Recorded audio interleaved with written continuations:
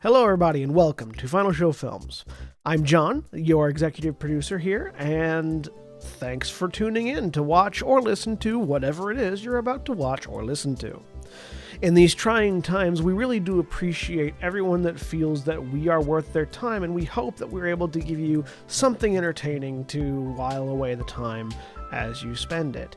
We particularly want to thank those of you that feel like we're worth financially contributing to, particularly our $25 and up supporters on Patreon, who are Antitonic, Drevian Alexander, Cat Waterflame, Rowan Parker, and Samantha Bates. Yes, I read that off of a list.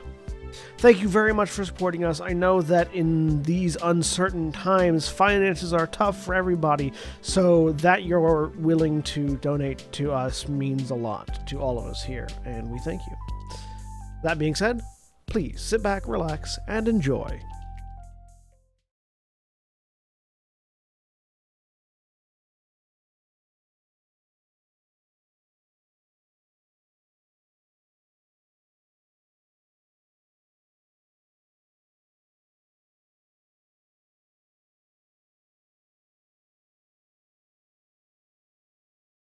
And Sorry. we're live.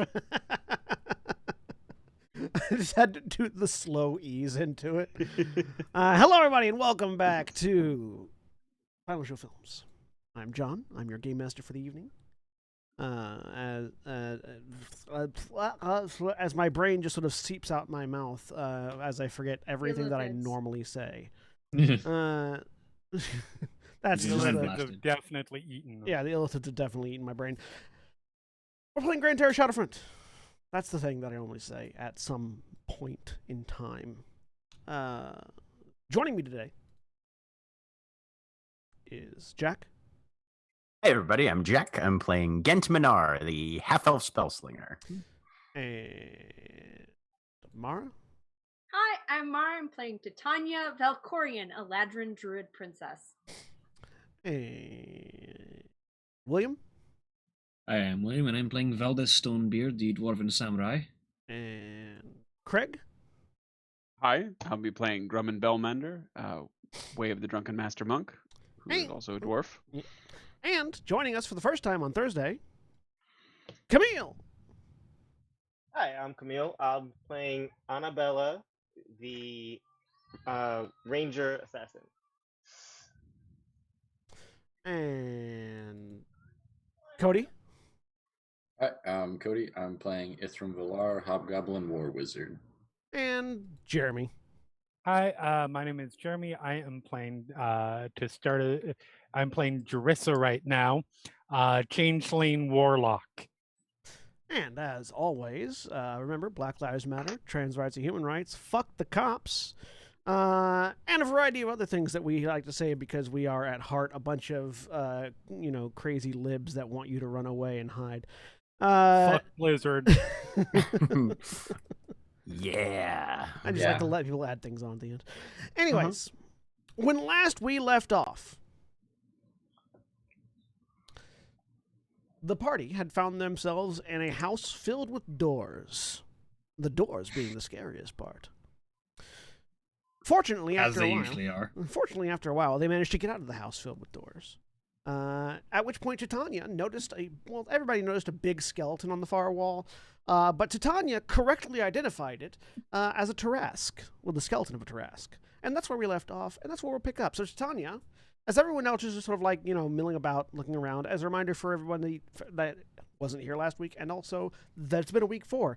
You are currently standing just outside one of the exits in the main hall of this house, of this crumbled house in the middle of the hive of ruin that you have been exploring for the past little while. You found a couple of different items in various places. You determined that the manor was once owned by noblemen, whom the poor people murdered and cannibalized in his cold storage, and made your way out where you realize that there is some sort of ancient highway or some sort of ancient road or bridge above the house by which you are standing, one of the support pillars. And Titania, you see a Tarrasque. Ooh. would. Also, reminder for those affected by it, there is currently a curse turning 3 of our party members into the noblemen of said house. Yep. Yes, Yeah, Gent he's fine. currently looks like if Viggo Mortensen was a member of the Addams family. Titania currently looks like Morticia Addams, and Ithram currently looks like Got Uncle Fester. Christopher No, Lloyd. it was no. it was the other way around. Oh yeah, you know, Ithram looks like Viggo Mortensen. Gent Right. looks like Uncle Fester. That's right. Yeah. Yeah. mhm.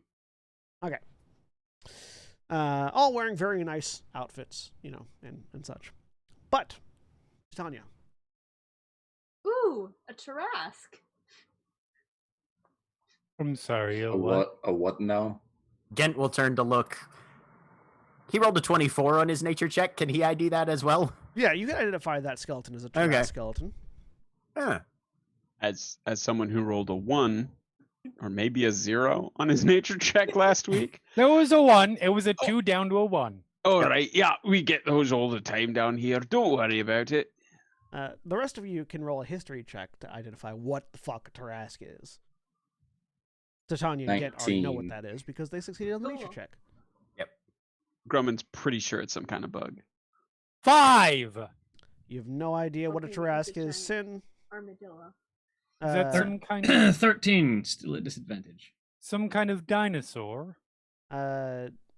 Valdeth, you also have no real idea what a Tarask is. Ithram, you know what a Tarask is. You've never seen one, but you've heard legend of these. But basically, creature and Gent and Titania, you know this because you succeeded the nature check. These are creatures. These are massive primordial creatures that are said to bring basically apocalypse in their wake. Nigh indestructible, nigh unkillable. The sort of thing that, you know, if you were to take one down, a legend would be made of you. And there is no current historical record of one ever being seen. They've largely been sort of like knowledge of them has largely been brought about through transplanter, you know, information gathering. You know, it's mostly we know these are things that exist somewhere in the plains, but not necessarily here. We hope. Type deal. Yeah. We just found the skull of D&D Godzilla. Except it's the whole thing, right? Whole skeleton. Poking out Sort of like, just sort of like amongst the ruins around you. Almost kind of like it was excavated, but you know how the ruins shift on their own. Right. That's what brought down the city. It's like the armadillo underneath Taram, but bigger. It's exactly what I was thinking. Hmm. What is this great armadillo that you keep talking about? Is this something you encountered down there? No one's ever found it. But there is a giant armadillo that lies underneath Taram, and Each of the bands on the armadillo's carapace corresponds to one of the tiers of the city. Mhm. So, well, the miners may have found it. to but they're pose a like- question to you then, what is the possibility that the giant armadillo underneath Tiram is in fact one of these things that's asleep? Well, if you'll notice that this thing doesn't have a carapace with bands on it. I mean, it has a skeleton. It fair. doesn't have anything on it right now. To be fair, all we're seeing is the skull right now, correct? We're not No, seeing the rest of the You're body. seeing, but you're not seeing the full skeleton. But you are seeing an amount of the skeleton. You're seeing Okay. enough of the skeleton to realize how big it is. No, but armadillos are like turtles, right? And if you skeletonize a turtle, you still have the shell. You've Yeah. got to cook them quite differently. That's about all I know about them.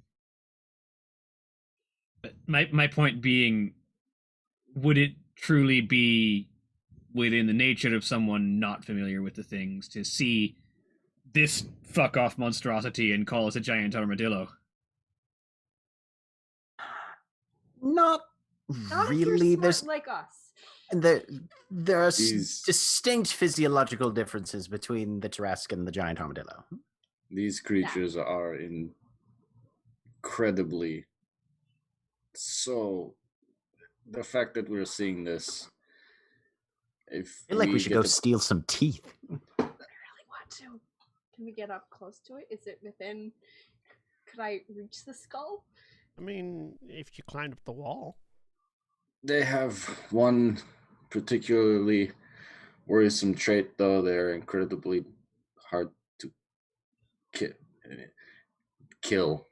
Well, good news then. That's been knocked out of the way for us. Indeed. You want me to go get you one of these teeth? Again, it seems like that's the sort of thing you're paying for. And technically, we're paying you to walk in front for traps, but Well, who knows what there could be between here and there? I feel like the potential option of A, traps between here and there, and B, giant skeleton dinosaur monster potentially waking up as we get close is within the realms of what he's paid for. I don't have my thing, so I can't tell if it's undead. It doesn't like. It's something that big to be undead. Be a lot of magic. So Yeah, we've just been around an island made of undead, very big undead, very recently, and we're looking for the thing that made that island. So you all feel the ruins around you begin to shift. I was just about to say I don't feel anything, but I feel something. Meanwhile, in a barren snowscape devoid of all life and structure, there is a teleportation spell going off. And a figure just sort of like stumbles through the teleport into ankle-deep snow that they can very clearly feel uneven ground beneath them. Camille, describe your character and what they look like. So Annabella is a short-ish. She's on the shorter side of average. Dark skin. She's got like green pigtails and studded leather armor. And a bunch of arrows. Like a bunch of arrows.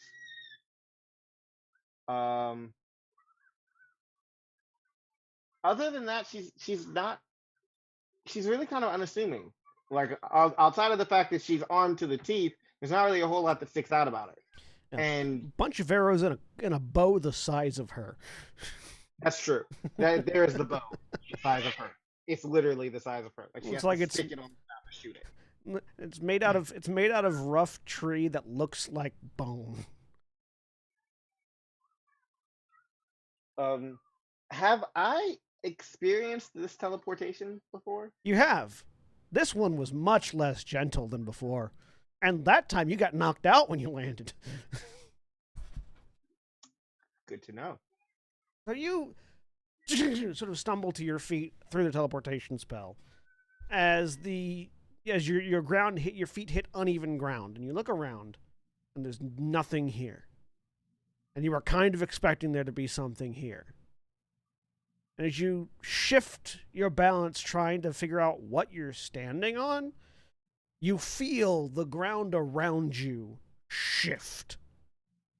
And you watch sort of curiously with that that feeling of when you're watching a car wreck about to happen. Not necessarily to you, but you see one car coming and you see another car coming and you're standing sort of like at the middle point and you're watching them about to hit and there's nothing you can do.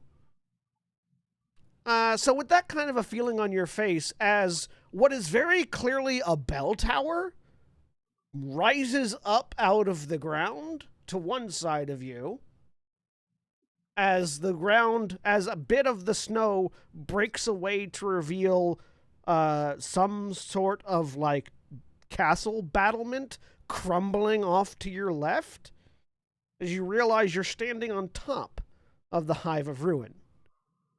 This, massive conglomeration of destroyed geometry. And as the bell tower comes up, ding, ding, you just have this brief moment in the back of your mind where it just, oh, the bell tolls for me. And you drop as the ground underneath you just opens up and you begin to fall. Go ahead and give me a acrobatics check. Sorry, I'm muted. Okay. That's right. Rolling acrobatics.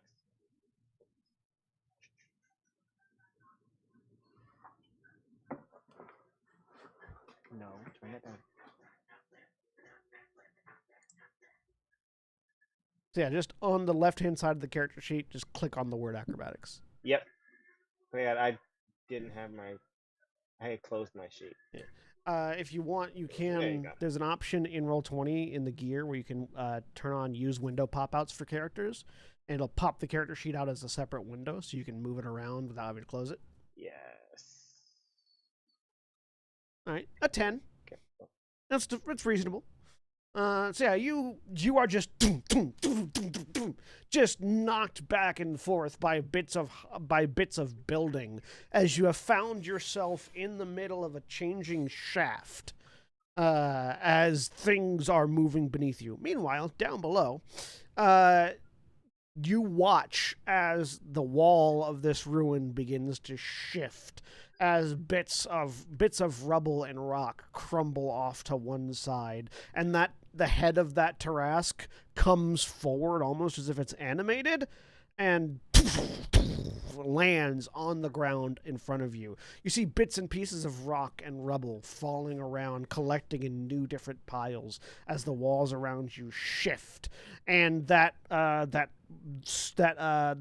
off-flow of the river that you can see off to your right is suddenly blocked off as the ruin falls, and the river begins to overflow into the grass.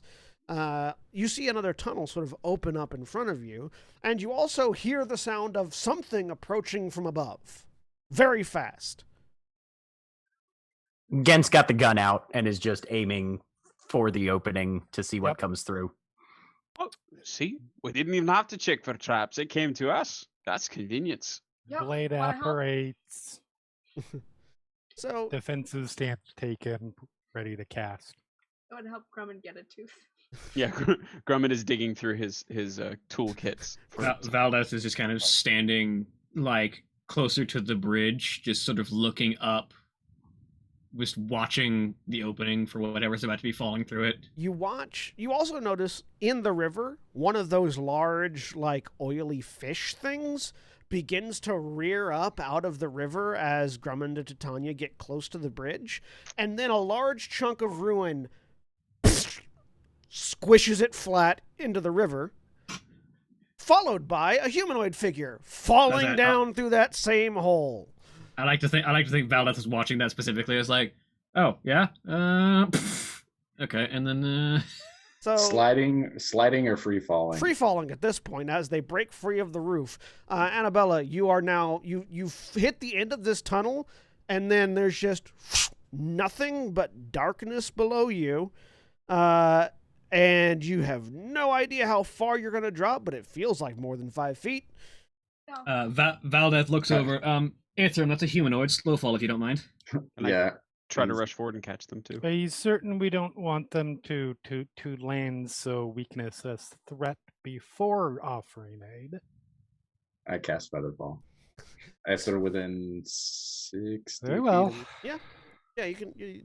They're just at the edge. If they're not a threat, I'd rather they not be splattered. So yeah, Annabella, you We can what? fix that. And then you suddenly feel yourself slow down as you hear sounds off in the darkness, and you slowly fall until you land on a stone of some kind. The rest of you can see that Annabella is that this humanoid is standing on the rock that crushed the fish. No. Greetings. Can you see? It's dark down here. Again, I'm assuming there's not like a shaft of No, light. there's no shaft of light. Okay. It's pitch black. Can I just say that was an absolutely fantastic way to make an entrance? I'm inclined to agree. I don't know how I didn't fall on my face. It was quite enjoyable. Hello, I am Annabella. Greetings. And We're you- the Steel Hearts you- and our guide, I say, indicating to Grummond. Hello, Thank you. Grumman Bellmender. Not part of the official group yet. Shirt and pants don't match. Lady Titania, I was sent by your mother. She sent me to make sure you are safe.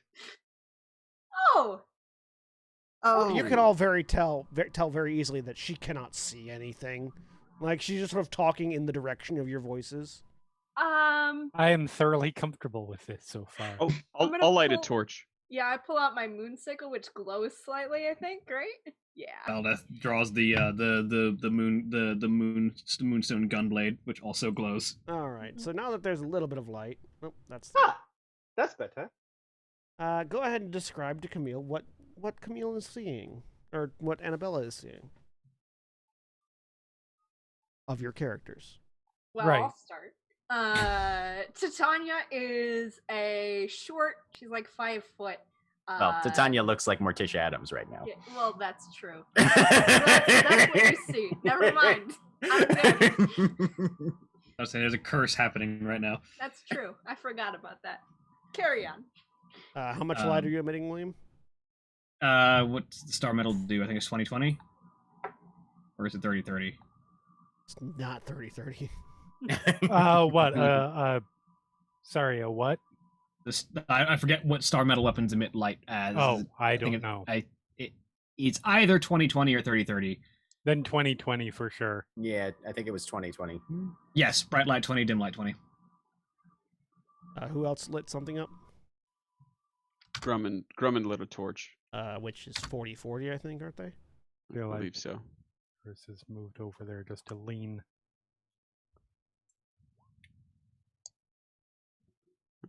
Yeah, I think that. Move forward a little bit. No, torch is also 2020. Yeah. Torch Yeah. is also My bad. 2020? All right, 20. Yeah.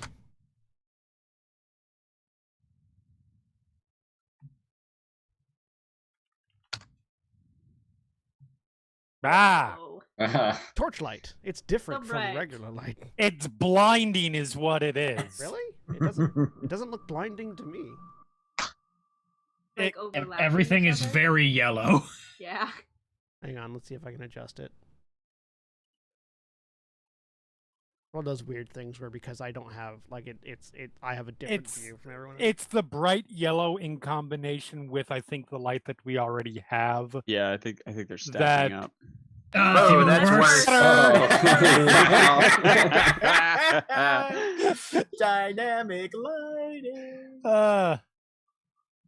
Well, John gets that figured Make it like out. a dim orange if you have that capacity. We've discovered fluorescent lighting in the ruins. Hey. Bzzz. Well, John gets that figured out. So standing sort of behind-ish, Valdeth from you. They're just leaning up against the wall. Tall, lanky human woman, long red hair, about mid-back length, brown eyes, a firm jawline, wearing a sleeveless top, leather pants, high boots, a dark scarf wrapped around her shoulders, leather gloves with some stone plates on the back, and currently wielding in one sort of position like almost cane-like against the ground, a great sword. Nice. Just sort of watching idly, head tilted, almost kind of curiously to see how this whole thing unfolds. I tried to do something cool and make the torchlight a color, and it didn't work. So. That actually is much better. Okay, Yep. does that work better? Mhm. Yes. Yeah. Valdeth is a dwarven woman of roughly this, like a little bit, just faintly shorter than Titania, like by a few inches. because Titania's short for an elf and Valdez is tall for a dwarf. And has this sort of very long, dark brown hair that is currently pulled back into a high ponytail that rests about mid-back, even pulled up. Wearing these sort of very heavy winter traveling leathers and furs,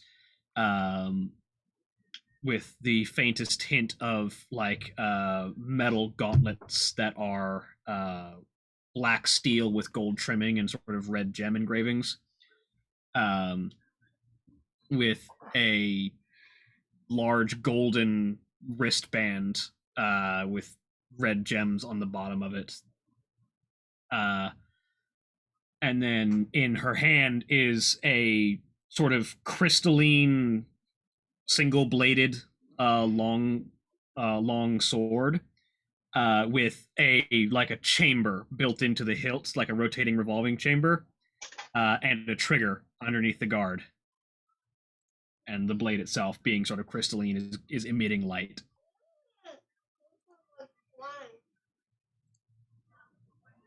Her eyes are, I believe, green, like a sort of bright green eyes, and looking at the rest of the group. Cody.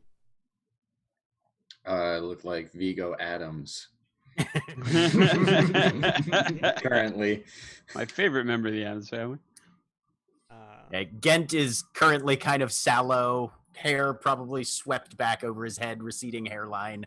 Probably looks to be humanoid, probably human, somewhere in the mid-60s age.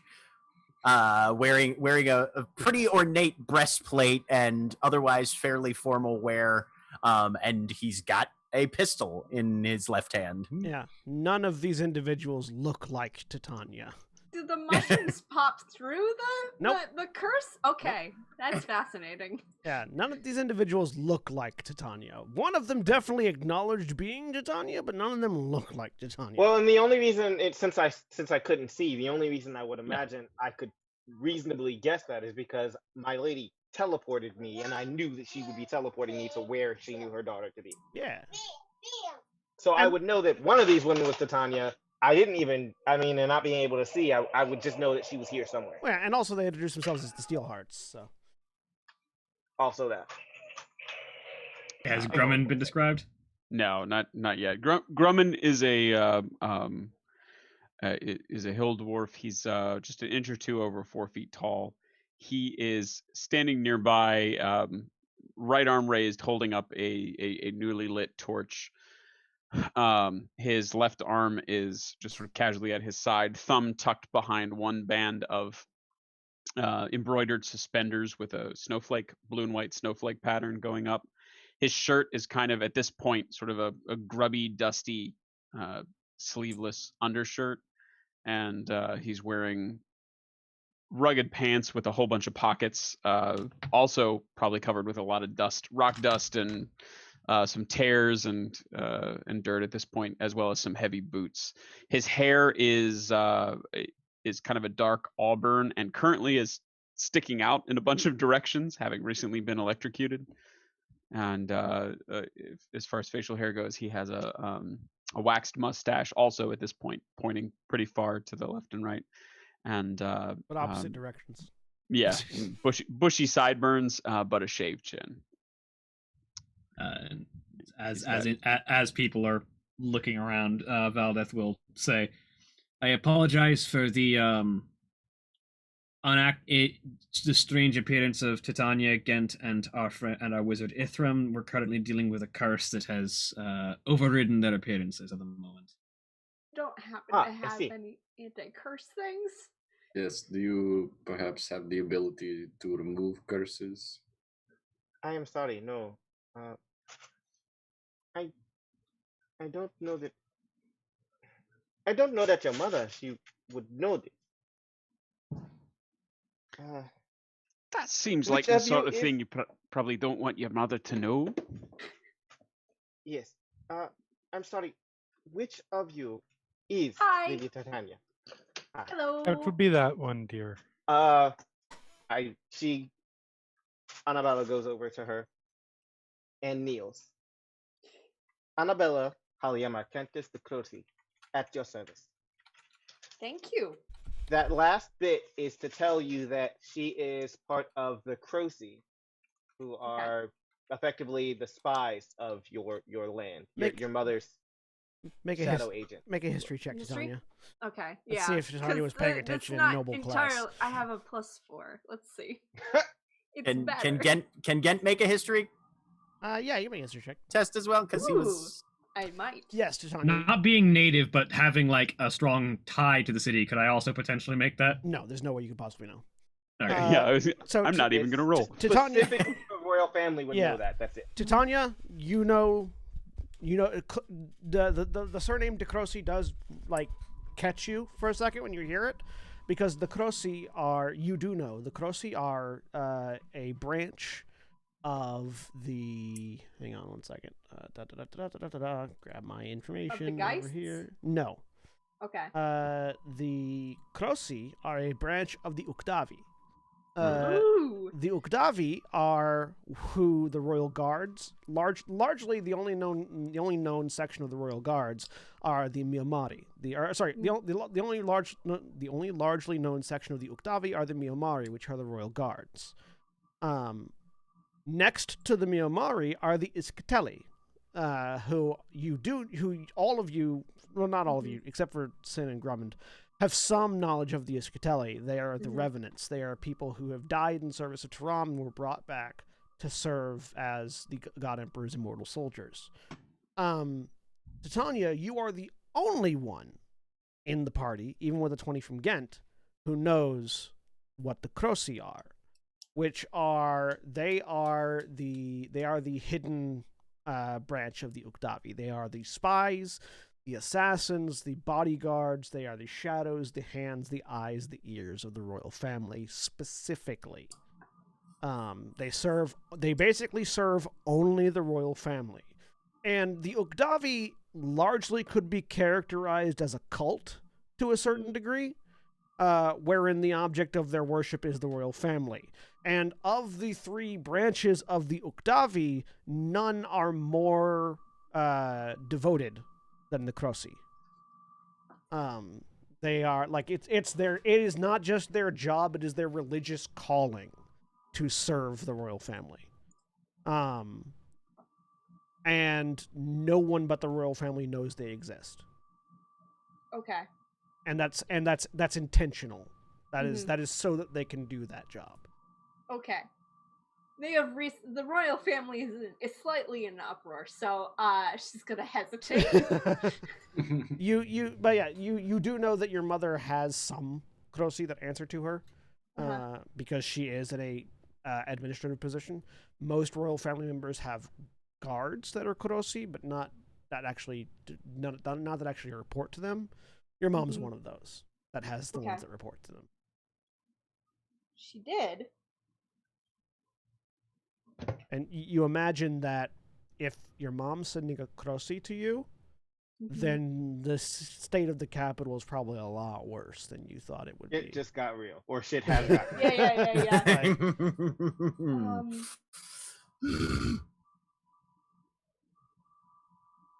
Oh. I'm trying to think of something I could ask that.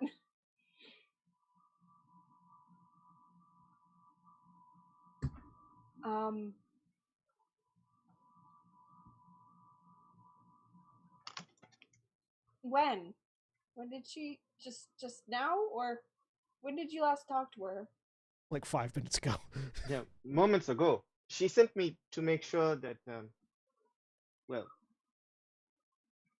that what is there does not come here for you.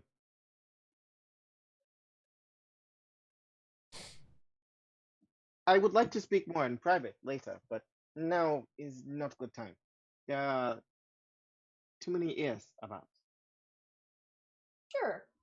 Sure. And she'll say that last bit in Sylvan. Do you speak Sylvan? Yes. Okay.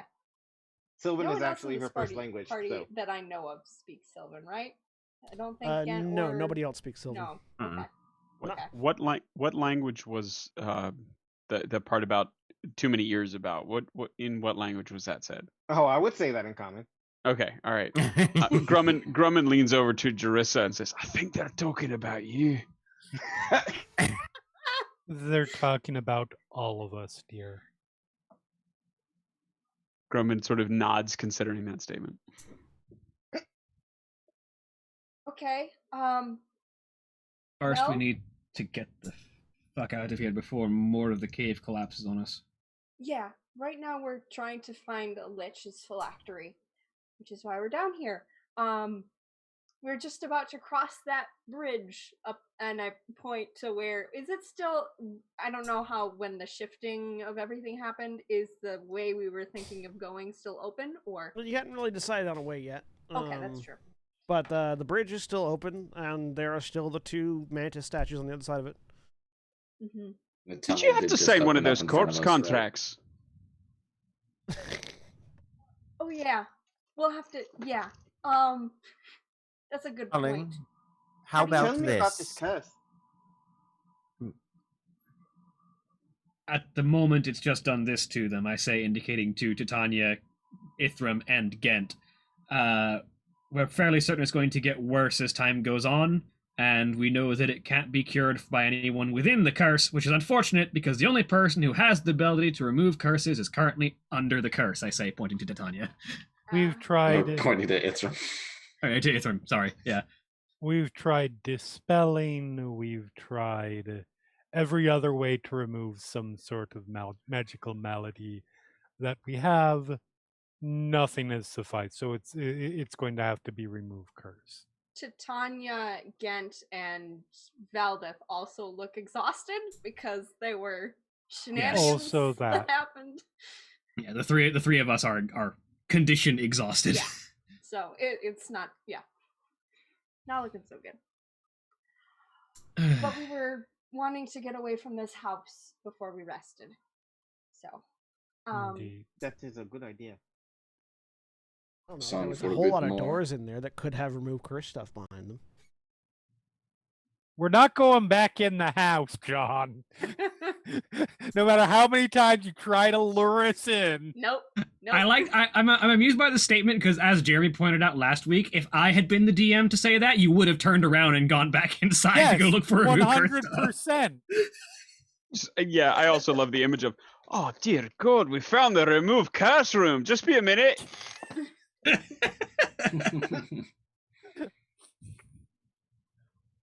I just have to figure out which way goes down. John tries to tempt us to our death.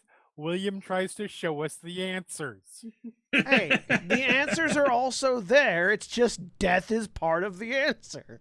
No, to be fair, I am not saying that one is better than the other. I'm just saying There's a style difference here. Yeah. we know our storytellers and DMs at this point. I just try to give you interesting things. That is a curse. It's an interesting curse. May you live in interesting times. Exactly. So we did just have something open up for us. Yes, Shall that we? might. Let's see where that tunnel leads, then, shall we? Yes. Oh, just a moment. We're going to grab this tooth first. Grab several, please. Of course. I'll pull out I have something approximating a saw, I assume, in one of my toolkits. As he walks away, we should get closer to the tunnel just in case. He seems very fast. Should the worst happen. Mm-hmm. Are we using the bridge to cross, or are we going on ground level? But there's a bridge in front of you as well as a bridge above you. I don't know that we know where to access the bridge above us. I can walk up walls, my love. Not the rest of us can. Can you carry We've got all of us? ropes. Also, if you walked up the bridge, you could find where the access point is. All right, I'll go exploring. The rest of you get teeth. And Gent Spider-Man's up the I want column. someone to come with you. How far up is it? It's I about was gonna it's about go with him, 40 but- feet up. I was gonna go with him, but I can't do that. I will just appear up there. As I Okay. cast Dimension Door. Yep. Bam. Nobody should go alone. Oh, that is. I see. Does that? It's disconcerting. It's a variety of magical talents among our group. Valdeth will walk over across the bridge with Grummond to retrieve teeth. Okay. So, Drummond and Valdeth go across the bridge, passing by the grasshopper statues. Or praying mantis statues, sorry. Yes. And Gent and Jerissa go on top of the bridge. Hang on. Where you going? Grumman will call back. Annabella, do you want a tooth as well? There's plenty to go We around. lost Camille for a sec. No, I turned off my camera intentionally. Oh, okay. A tooth. Hey, out of this big great skull, it's some sort of bug roach called a Tarask. They're all over the place, but seems pretty Make a interesting. nature check if you want. Yes. I sincerely hope. they are Also, not. when you turned your camera off, you shifted everyone around. Oh, I'm so sorry. That's all right. I I just had to move everyone back. Nature. Well, the good news is now that he's at the bottom of the camera listing, if he does that again, it won't move anything. That's I true. have no idea what a Tarask is. got a No, 21. with a 21, yeah, you have an Oh. idea. Oh, I did not. That is not the role I saw. Oh yeah. Yeah. So do I know what a Tarask Yeah, is? with a 21, you are familiar with Tarasks. They are these mythical creatures of cataclysmic destruction that are said to So I'm exist on also other aware that planes. they are not everywhere, and he's full of shit. You know, they're not. Yeah, you're definitely aware that they're not everywhere. Although I don't know if. Wait, did Grumman say they were everywhere? Or did he Yes, just he say- literally said that one. He also said they were bug roaches. Yeah. So Yeah. Yes, he did. Yeah, you're pretty certain that I- Grummond is just talking. I don't think that. Yes, I would like a tooth. he seems convinced that he's right. The worrying thing is that he's seen something about this size roaming around down here. So go ahead and make a relevant tool check, Grummond. Whatever you think Got it. might be a relevant tool check with strength. Can I inspect these mantis statues on either end of the bridge? Yeah. Can I assist or Yeah, you can make my own tool check? you can make your own Either tool or. check or assist, whichever you'd like. I have Smith's tools, which I feel includes good hammers for knocking things loose from their fittings. Sure. Yeah, and I have Mason's tools, so I feel like depending on how fossilized this thing is, we've got it covered. Yeah, and Ethram, you can absolutely inspect the mantis statues, one of which you're standing on. I didn't realize I was standing on one. Yeah, it's Just a they're sort of 10. flanking the bridge. I rolled a save because that would be the equivalent. 34. I think that might do. The two of you go to work on the teeth on this Tarask. And we'll get back to Oh, that right, in a because I have minute. expertise in Smith's tools. That's why it's 34. Nice. We'll get back to that in a minute. Meanwhile, in a place none of you can see, but two of you can. Dun, dun, dun. None of you can see it. Only two of you. Yeah, none of you but two. I'm going to punch it with both my hands. Jerissa and Gent. You get to the top of the bridge. You can see that it extends into the ruins to the right and over the house to the right and into the ruins to the left. There does seem to be some amount of tunnel that it can go through, like some amount of access through the ruins to your left. And then to the right, there's just more ruin on top of the bridge, but you can tell it goes beyond that as well. And immediately in front of you, there is a staircase that leads down and back into the manor house. Looks like there's an Not access that point to the way. manor. I'm inclined to agree. I'm sorry, I'm not there. Well, south or north then? Yes.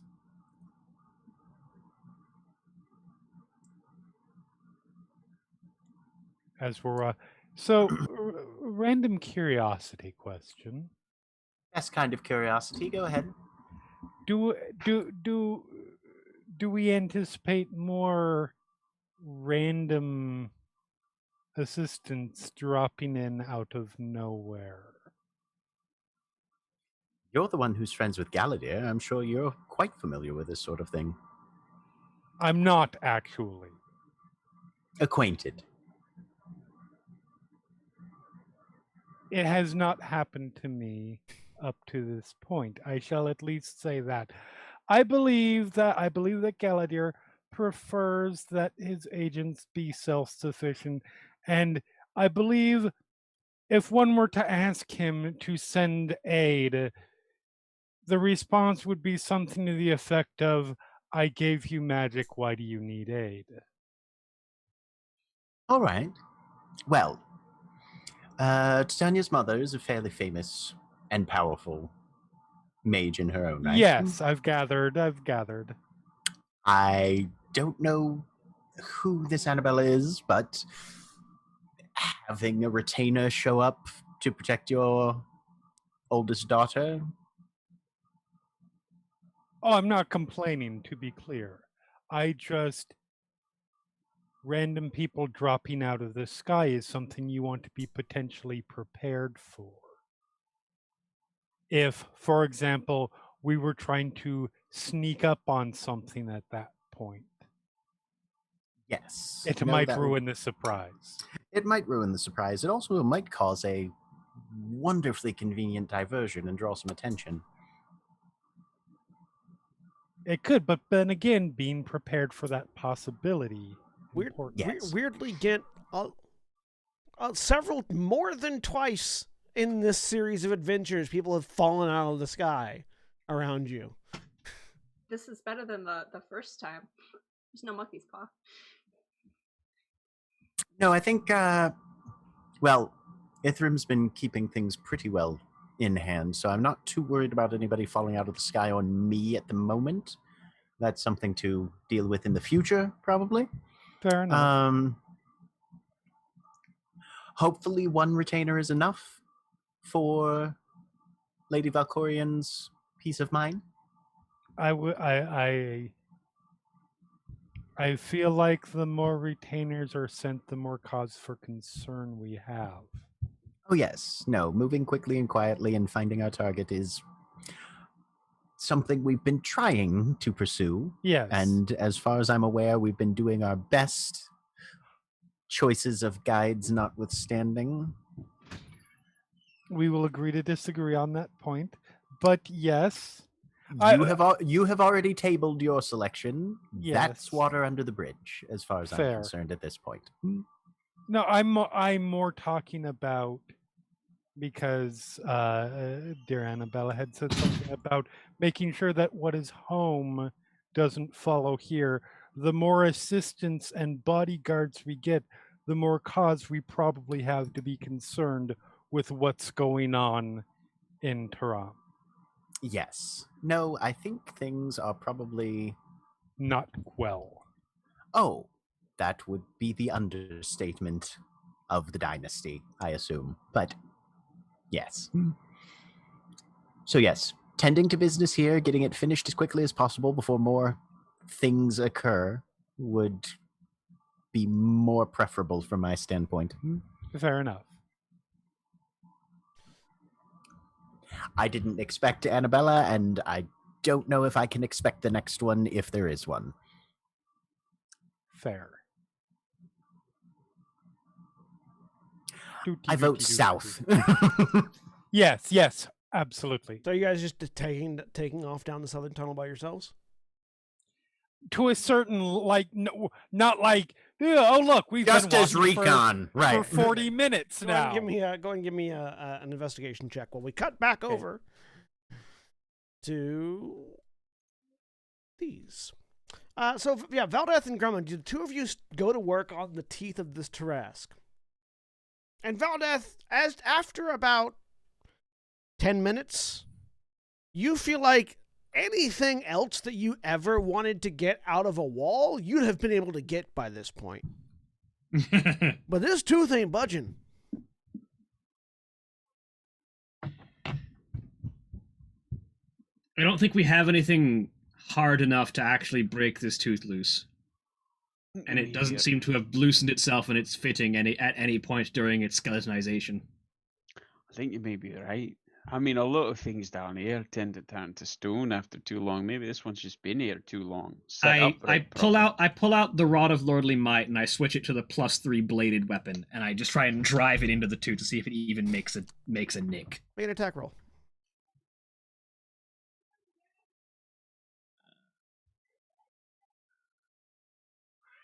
32. 32.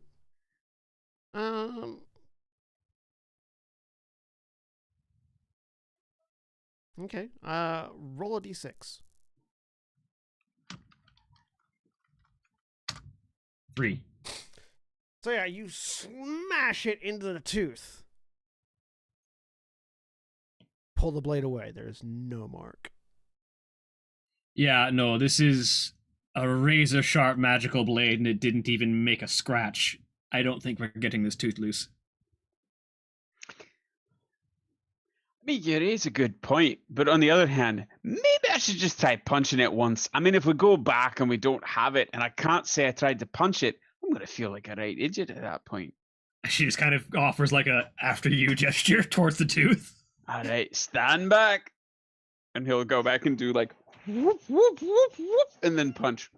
All right, make an attack roll. 16. Bang! Yeah, no. Was That was that my bones? That was, you definitely just like either broke or disjointed 3 knuckles. Oh. All right. Well, how's it going over there? At least, well, I punched it. At least I can say that. Oh. Spirit of inquiry, that sort of thing. I'm terribly sorry. I don't mean to laugh at you, Drummond, but that was bloody hilarious. No, I had that coming. Oh. Wait. So he punched it, and that's supposed to be a good thing. Yeah. Oh. I mean, Lady to be fair, you Gran, punched that that hurts. fish that My you knuckles. just kind of squashed on your way in, and that was very effective. Yeah, I don't. Come on, Grumman, let's get back and Can you pull it back into shape at least? Oh. Titania might be able to. She's probably better at medicine than I am. All right. Yeah, to be fair, though, I signed that contract with her, and the first time she had a chance, she set a bloody great lightning bolt at me, so... I think I'd prefer that you take a shot at it, all things considered, if you don't mind. I mean, if you're squeamish, I understand. I'm not squeamish, I'm just not gonna be that great at it. I'm sorry. Nah, it's all right. Just grab it and pull. I yank my arm the other direction. All right. Make a medicine check using your strength skill, using your strength attribute. To be fair, I'd done this once before when I thought they were dislocated. I was going to call it a strength check then. And that was just terrible. 18. 18. Yeah, so you sort of like, Grumman holds his hand out and you sort of look at it and go over and you sort of like interweave your fingers with his. And the two of you flex simultaneously, and there is just this sound, and Grumman, they all pop back into place, and that was absolutely terrible, but it looks better now. It's like the medical version of the Predator handshake. You just did this, dwarven but to medicine. someone else. There we go. Yeah, it's just that. No, it's just that motion with someone else's hand. Yeah. Just crack.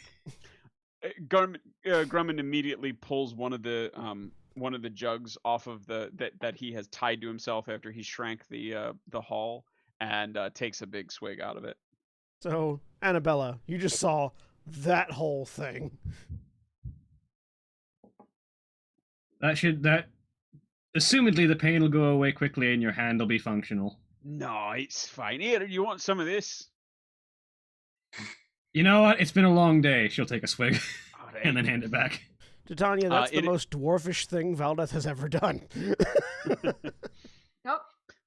It is a spiced, probably sugar-based drink similar to a rum, although without the burnt taste to it that you get often on rum, with a coconutty finish to it. That's quite good, actually, she says as she takes a second sip and then hands it back. one of our favorites back in Swiggle. Well, he will tie it back to the rope. Oh, Camille. This is going to be an interesting assignment. You're going to get used to it very quick. All of us have been through quite a lot of shite and have close to 0 fucks left to give. I'm sorry I couldn't get you a tooth, Annabelle. Do you want something to drink though? I've got lots of those to offer. Oh no, not while I'm working. Oh well, I've got water too, mostly water. I'm quite alright, and Alright. I point my water skin, or pat my water skin.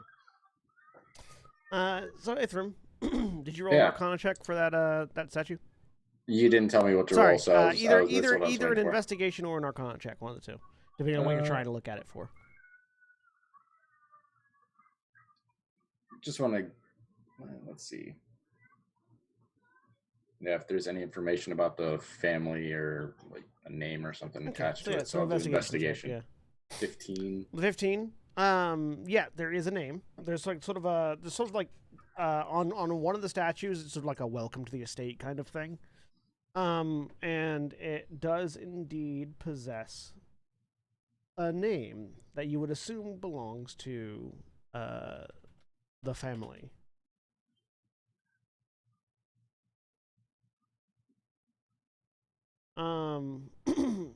This seems to be the house of the Relescos, Relusco, as it's titled, the Relesco Estate.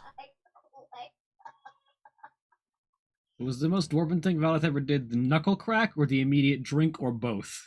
The combination, really. Yeah.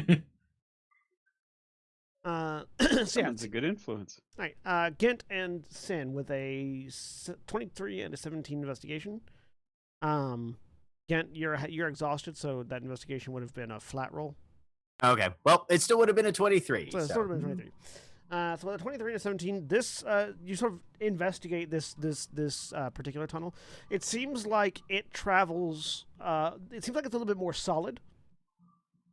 Because this bridge appears to be one of the things that Grumman had been talking about. How it was a larger, sturdier, more foundational structure. So it doesn't seem to change very much. So if you were to map sort of like along the bridge, you could pretty reliably get to whatever places it connects to. You're not certain where that goes right now, but you're pretty certain that the house being a foundational area of the ruin, this probably connects to one or two other foundational areas of the ruin. Also, just as a bit of table talk, Jack, since you weren't here last week, one of the things that the information that was shared was larger structures, I guess like this bridge that are here, tend to stabilize the portion of the ruins around them. Gotcha. Okay. Yeah, they don't change Good to know. as much. Good to know.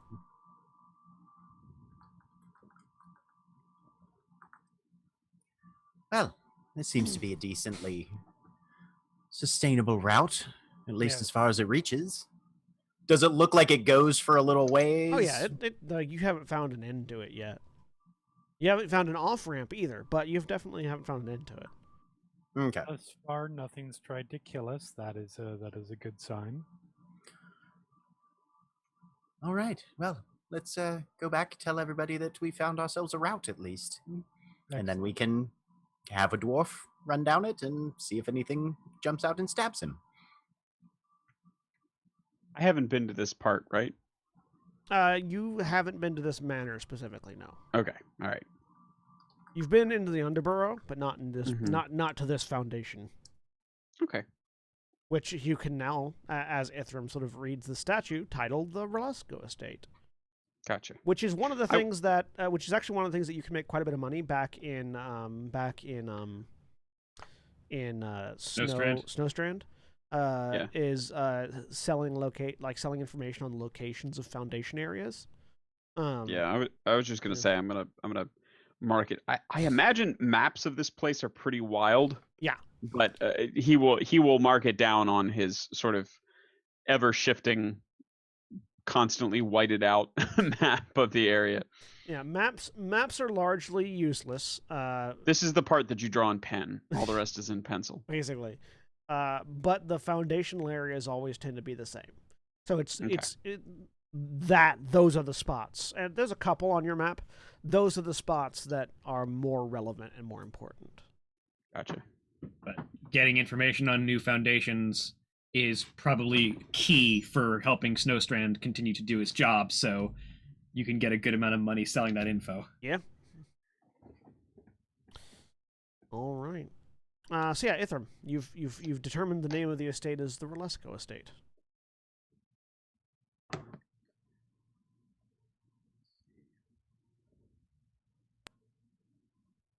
Save that for tonight. Did you hang on, Titania? Did you cast Restoration on Gent to clear him of exhaustion? I had cast it. Let me see. I know I had cast it like twice to get us down to like, because I think I had 2 levels of exhaustion. Yeah, you cast one on yourself to get you down to 1 Yeah. level, and then you cast. I guess maybe you cast the other one on Gent. Maybe. Yeah, because I thought that there was talk of getting that down, and I know that you had cast 2, and I thought it was 1 on you and 1 on me. So you and Valdeth were at 1 each. Okay. But since Gent's more of a skill monkey, we had completely cleared his. I may be Maybe. misremembering though. I do not remember. That was Okay. How many? I know we had talked. How many last spell session. slots are you missing, Titania? Well, I'm missing loads. Of that level, it's lesser restoration. Greater Greater restoration. restoration. Oh, it's greater? Oh, yeah. Hang on. Greater. I'm missing 2. So yeah. Then you would have cast it twice. Yeah. Yep. I know we Then, had yes. talked last session about potentially casting it on Valdeth to get rid of her exhaustion, but I don't think we ever went through with that. And I can't now because I used my 8th level spell on something. I don't remember what, but it was petty. It's gone now. Was it the healing circle? Oh yeah, it was Mass Cure Wounds. That was Yeah. it. Mass Cure Wounds, that's right. Yeah. I was very annoyed at all of you. All Well, I right. appreciated it. Yeah. So you all reconvene down on the first floor of this area, presumably, unless Gent and Sen yell from the bridge. Gent will We're coming have back. Sin.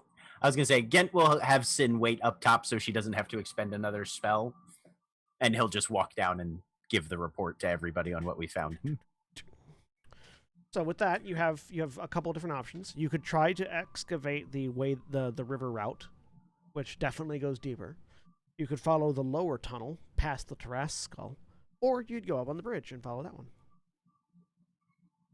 or explore the house more. No. I mean, if the river goes deeper, that's the surest way. I could turn into something follow to bear water down. burrows. Yeah. But then Following water down is generally speaking going to keep us on the straightest path going downward. But Well, I will say it'll lead us down, but the farther we get away from the manor, which seems to be a stable area, the more likely we are to have things shift. And liquid being what it is, if it shifts in such a way, we might find ourselves at the bottom of a pool, or a lake, or a small wee underground ocean. And that's the sort of thing that we may want to watch out for. fair. Okay. I mean, again, you all pick the path and I'll lead you along it, but if you want me to keep my mouth shut on No. advisory you're things, part I of the certainly group. will, but just No, just something to keep in mind. That's an important piece of information to go into our considerations. I mean, don't get me wrong, I found some really marvelous things at the bottom of oceans, but As Valdeth begins slowly adopting Grumman's accent. I think it's more the other way around, because I think Grumman was way more Scottish when he first showed up, like almost unintelligibly Scottish. Well, Mr. Bellmender, we do appreciate your expertise on liquids. Oh, right. Well, if you want more information specifically about the potable kind, No, you we're know, fine. You're We're probably fine. not. We're fine. No, but that was Mr. actually Bellmender, really Mr. quite. Bellmender, we're fine. Yeah, but it's just that was. We're really quite fine, funny. lad. It's a We're funny fine, joke sir. It's that you all made. right. You're doing just fine. And I liked it. I just wanted to make sure you knew about it. Oh dear. Follow the stable path then. As I hold out my hand for a drink, please help. Oh, haha. Here we are. Let's start you off on one of these. Thank you. So much drinking. By the way, were we able to access any of the tea? No, they're harder than anything I've got, and I tried ramming the sharpest magic blade I've got, and it didn't even make a scratch. We don't have the tools to separate those. Also, I punched it. Of course you did. All right. Well, I'll start running a rope up this column then, so that we can all make some progress. Here, this one's a blueberry shandy, and I'll pass a bottle to Titania. Sorry, what was that, Camille? Nothing. My wife was talking to my kid. Oh, okay. Thought I heard you say something. I don't know what tools it would take to separate one of those things' teeth from its head, but I don't think we've got anything needed. Well, I would like to point out that these things are legendary. They are not something that you would expect for a farmer to be able to get pieces of. That's fair. All right then. All right. Gent will go up, find part of the ruin to attach a line to, and throw at least 2 ropes down. You attach a rope, and you attach a couple ropes, and you throw them down. And no one needs to make a roll. You can all get up the ropes fairly easily, particularly with people at the top helping you out. Right. You climb up. You all reach the top of the rope. Or you all reach the top of the bridge. You see that connecting point back into the house. As I move you all. Yeah, a lot of convenient ways back into the manor. As you all get over to here. So, how did you acquire this curse? The portraits and paintings within the manor applied it on those who looked at them or passed by them. Oh, we've got them if you want to take a look at them. I'll point to the hall. No.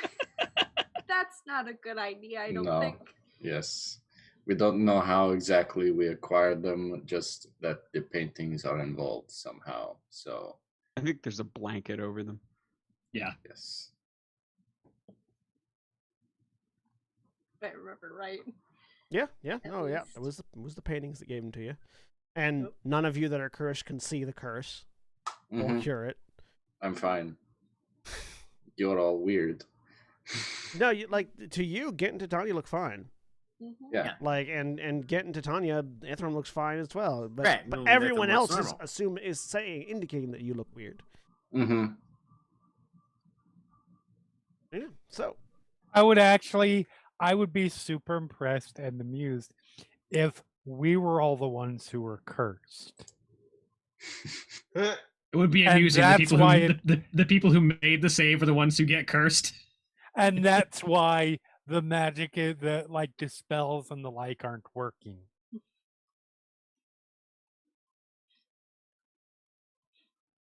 Just saying. And just anyone who walks in is also immediately cursed, which is why Annabella also sees the thing. maybe the paintings were trying to remove the curse from you, and you resisted their ability to remove curse. Could be. But anyway, That would be this is the interesting, You would path we you would found. 100% do that, I John. would Dog do that. curse, though. He We saw the absolutely would. magic. Let's keep going. Yes. Yes. So yeah, you head south, heading into the tunnel. Annabella, this is your first time being in the Hive of Ruin, so you're not quite certain what to expect.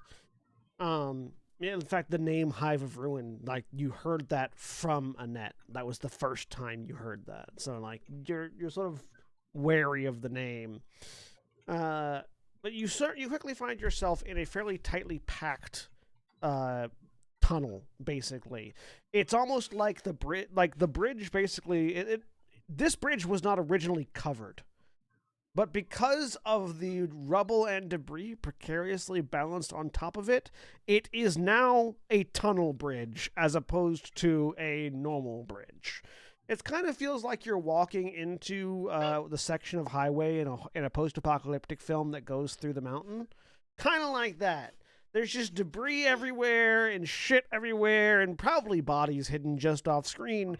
And it's just sort of like this precariously balanced semicircle of rubble above you. That every once in a while something drops off of and falls to the side. Oh, I like this. Sorry.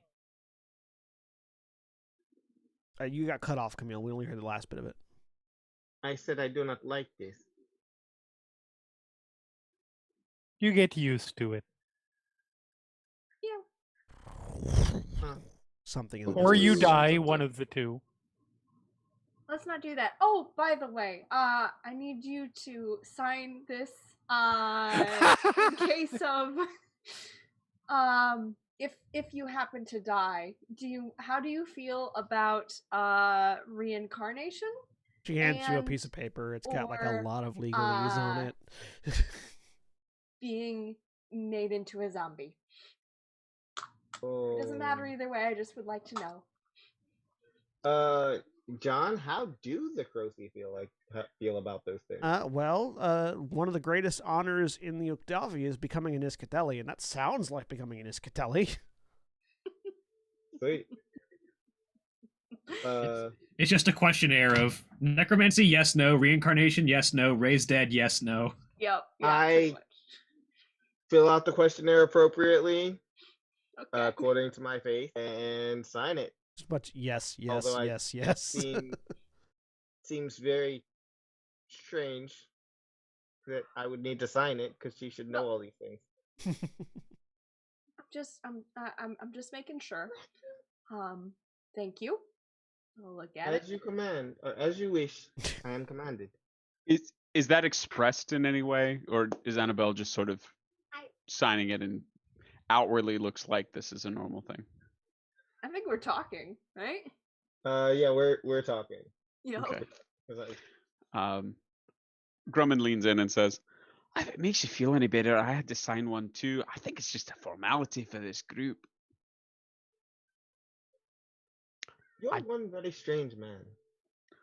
I think I fit right in this group, but no, I don't want you thinking I signed away the right to raise my body without anything. I agree with you. That is right. No, perfectly normal. I bargained for it, in exchange for which I get to eat some of the mushrooms that are growing on her. You look over at Titania and see no mushrooms. I'm not some sort of weirdo. Annabella's looking at you like this here. I can see your concerns have been allayed. Wait, can you not see those?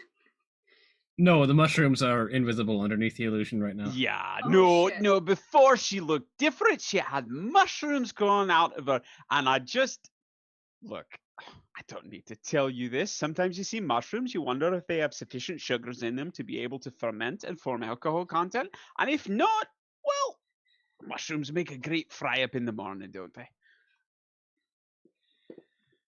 How does Annabelle look? I'm trying to assess, just in general, like, if she seems suspicious. No, she actually just said to you, "Please do not ever put my life in his hands."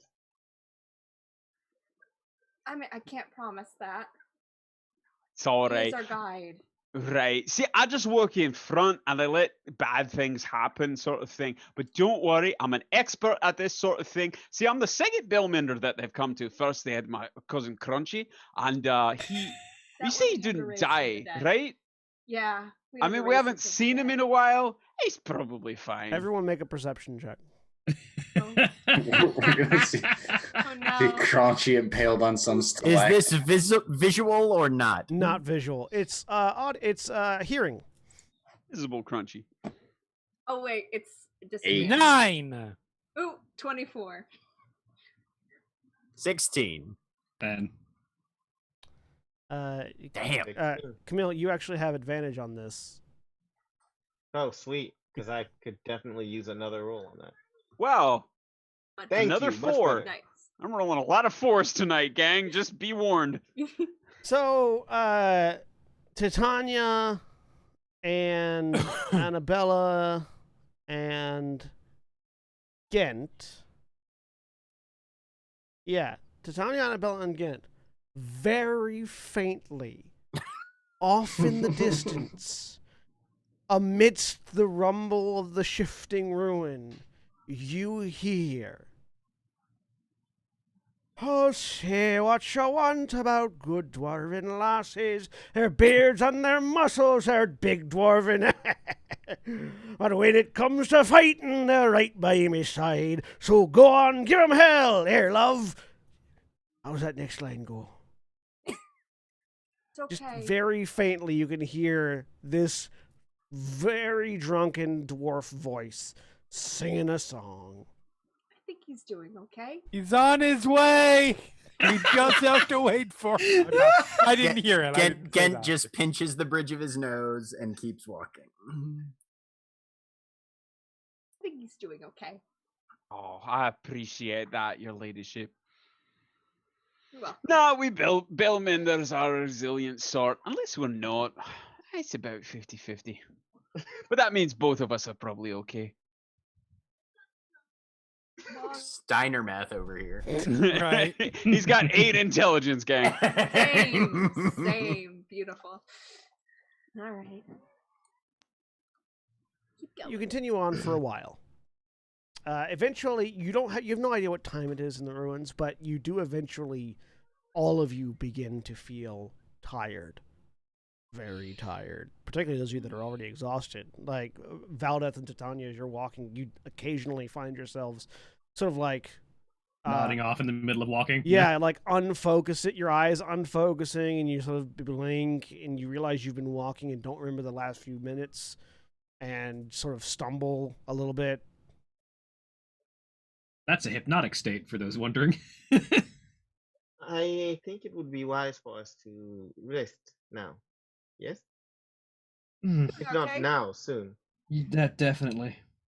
Yes, the key that we actually found should be of great use. Give me one moment, and I look for it, like how you look for your apartment key for a while, in the bottom of my bag, because it's not a bag of holding anymore.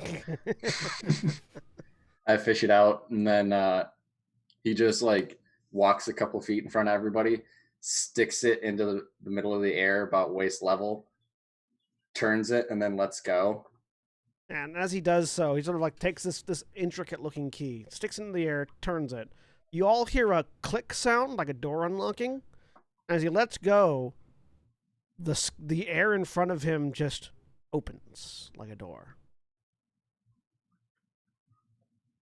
Like your tent? Or is this something else? Yes, it's a variation of the spell. It is more rigid due to the item, but it is, for all intents and purposes, the same spell. Oh, that's nice. We're up on the bridge at this point, right? Yeah, There's you're no still on the earth bridge. or anything around. Okay. Correct. Well, that's handy. What's that? Teleportation or sort of a folded up pocket Extra dimension sort of dimensional. thing? Oh, that's nice. So this place is safe. Yes. Yes, I figured this is the safest place to actually put it, since these structures this large seem to be the most stable. Yeah, out of curiosity, what happens if we were to go in and the space out here shifts around? It would shunt us into the nearest available space. Any sort of space or like open space? Nearest open space. Oh, that's a relief. We do have other solutions should that be a concern. Yes. We can also open the door and check before, so we don't have to step outside. Yes. Oh, that's good. I like the idea of us like stitching together just a series of demi-planes and alternate dimensional spaces, like bit by bit, until we get far enough that we can jump out. Demi-plane centipede, if you were. No, No. we will not. You used the phrasing, stitched together. There are Quilts are stitched many together ways to too, stitch John. something together. I was gonna say you can. There are more things that get stitched together than that. So it takes a minute for the door to fully form, but Yes. after it does, opens up, and Wow. through the door, you can see.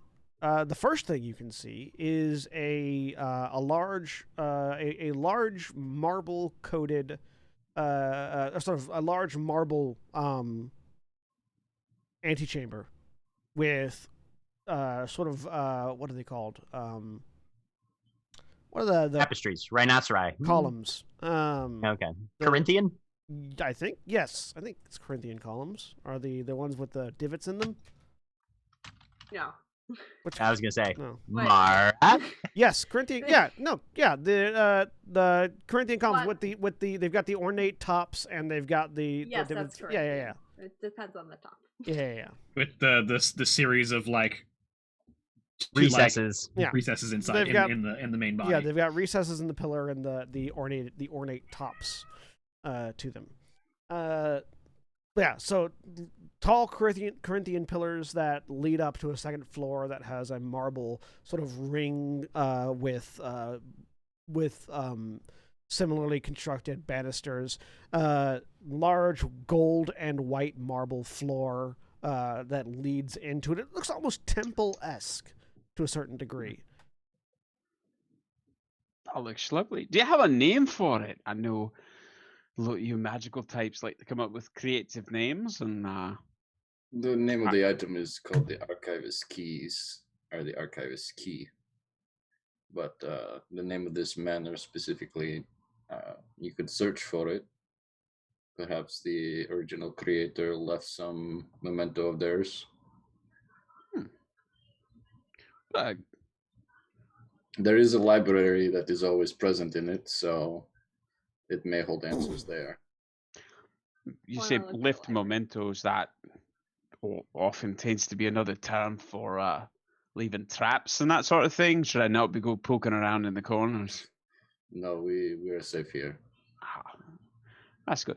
Has it got a bar, kitchen, any sort of way to make some food? Yes, Perfect. I believe Well, so, right? Yeah. I will not be the first in. Very well. And I step in. And walks in. And Gent's right behind him. Yep. And I'm gonna look for the library. Jeremy, I'm happily. go in. All right. Yep. So I will go in after Lady Titania has entered. Okay. Do you want to talk in here? It's like an interdimension. It's a weird space. You can't really. If it's the same as his last one, you can't really hear from the outside in, or the other way. Did you want to talk out here, or in there? As long as we can get in when we are done, it is fine. Ithram! I stick my head in. Ithram, Oh, yes. Oh, he's already. Oh, there he is. can Um, we get just back in the corner. If we're gonna, Annabella and I are gonna talk outside. I think. Can we get back in? Yes, Or is you can okay. see the door, so you can get back in. If I'm not back soon, avenge my death. She'll leave. I look confused at Gent. Gent in. Well, he looks normal to you, so he just holds up a finger and just kind of leans up against the closed door. Okay. you can't. While you get to You hear a brooding cat and meow. potentially Right? while you get to brooding and no, you hear a potentially cat avenging meow. Gent. You Gent, the character, hear a cat Right, meow yep, as you lean up okay. against the door. Well, that's. Does it sound like it's coming from inside or outside? Inside. You look over. Sitting in the middle of the marble floor, Mm-hmm. there's just a sort of spectral orange cat.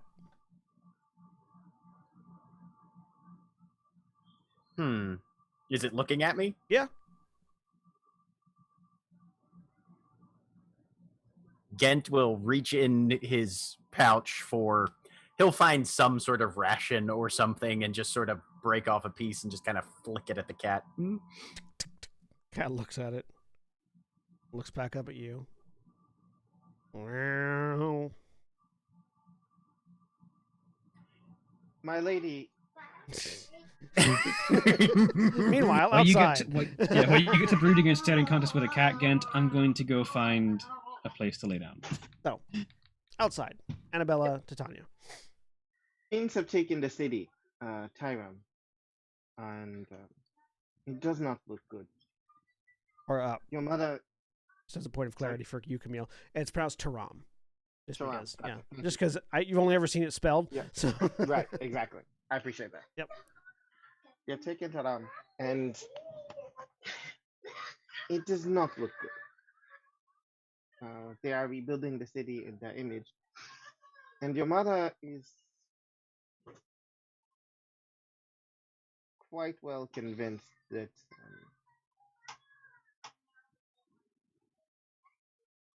she needed me to be with you while they work on things there. And They go back? no, well, not exactly. They Okay. found a place near Griffin Top. Yeah. Uh-huh. Okay, and, so they're still there. yes. Have the fiends left the city at all? When No. we were last there, they didn't seem to be able to. Well, they weren't leaving yet. No, they are not rebuilding. Or they are not leaving. They are rebuilding the city. Then they are making home. It looks like.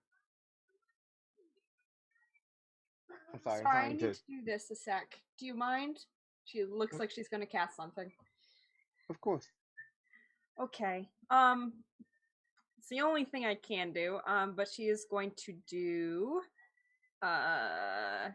a just protection from evil and good, just to see if like there's any resistance or if there's anything affecting either of us. So she's gonna cast it at, I think, 2nd level to get it to cover both of us. Okay.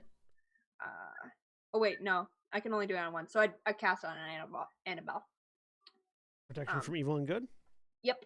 Yeah. So if you're possessed or charmed or frightened by a fiend or anything else, then you have advantage on it. So I'm watching her I've been watching her closely, trying to get any sense of something off, something weird, because we have sort of been duped by these things before, and she's being cautious.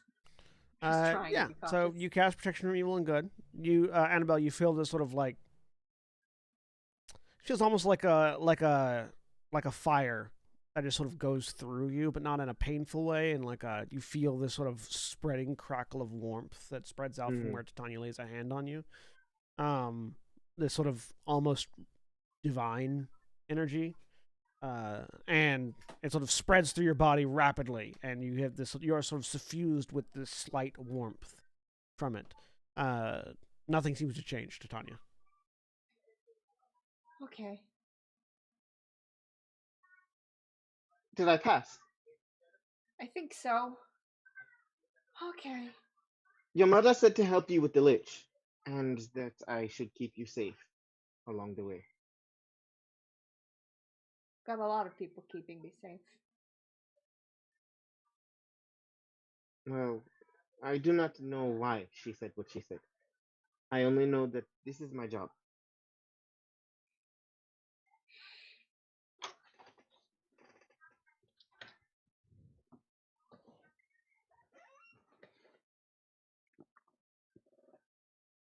Okay then. Where are the rest of the crochet? Crossi. Crossi. So roll the R. I cannot roll R's. I can feel do a you. nice like German phlegm sound. I cannot do rolled R's. I feel you. Yeah. There are enough of us scattered about that most of the royal family is taken care of now. My family, the Mercantis family, we are working on other things presently. Do you know if he's using the rest of the Uktavi? This is gonna be a retroactive insight check, Annabella. Ooh, nice. All right, with a 20. So when you were in the city doing your initial investigating, what you said is accurate. The Crossi are basically at the moment spread out, taking care of the remaining members of the royal family. You have seen no sign of the Iscatelli. They vanished with the God Emperor. You're not certain if they're dead or if they're just gone. And the Uktavi, the Miomari are, if they're not all dead, you saw no further sign of them. There may be some with the guards that are keeping what pockets of civilians they can safe, where they can, but you have seen no sign of any of the Miomari. There are so many dead, wounded, missing. So much death and violence. We do not know entirely, you understand. But your mother would not have sent me here with these people that you trust so thoroughly if she did not have good reason. My bow is great and useful. And I think if I would have been of better service there, that is where I would have stayed.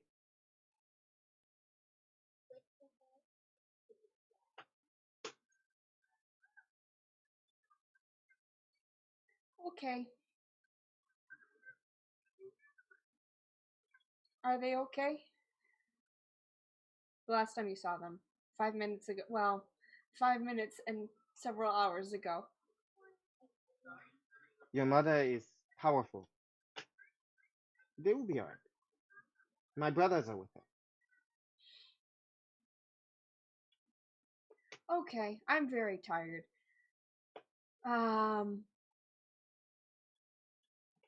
In a battle, if you're ranged, Gent stays back and fires at things too.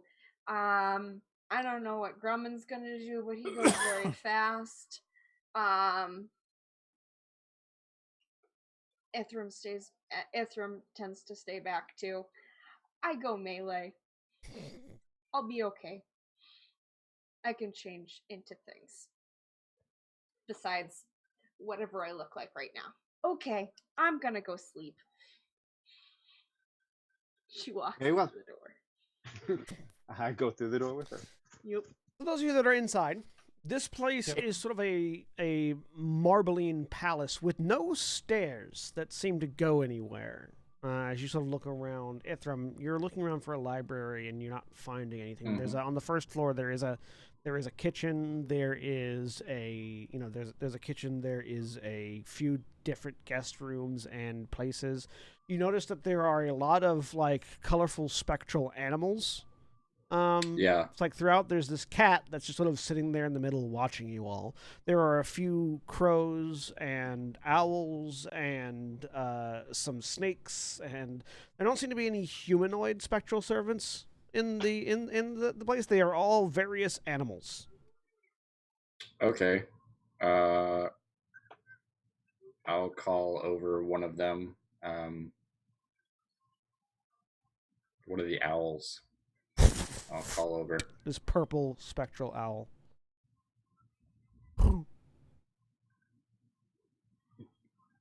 Would you lead me to the library and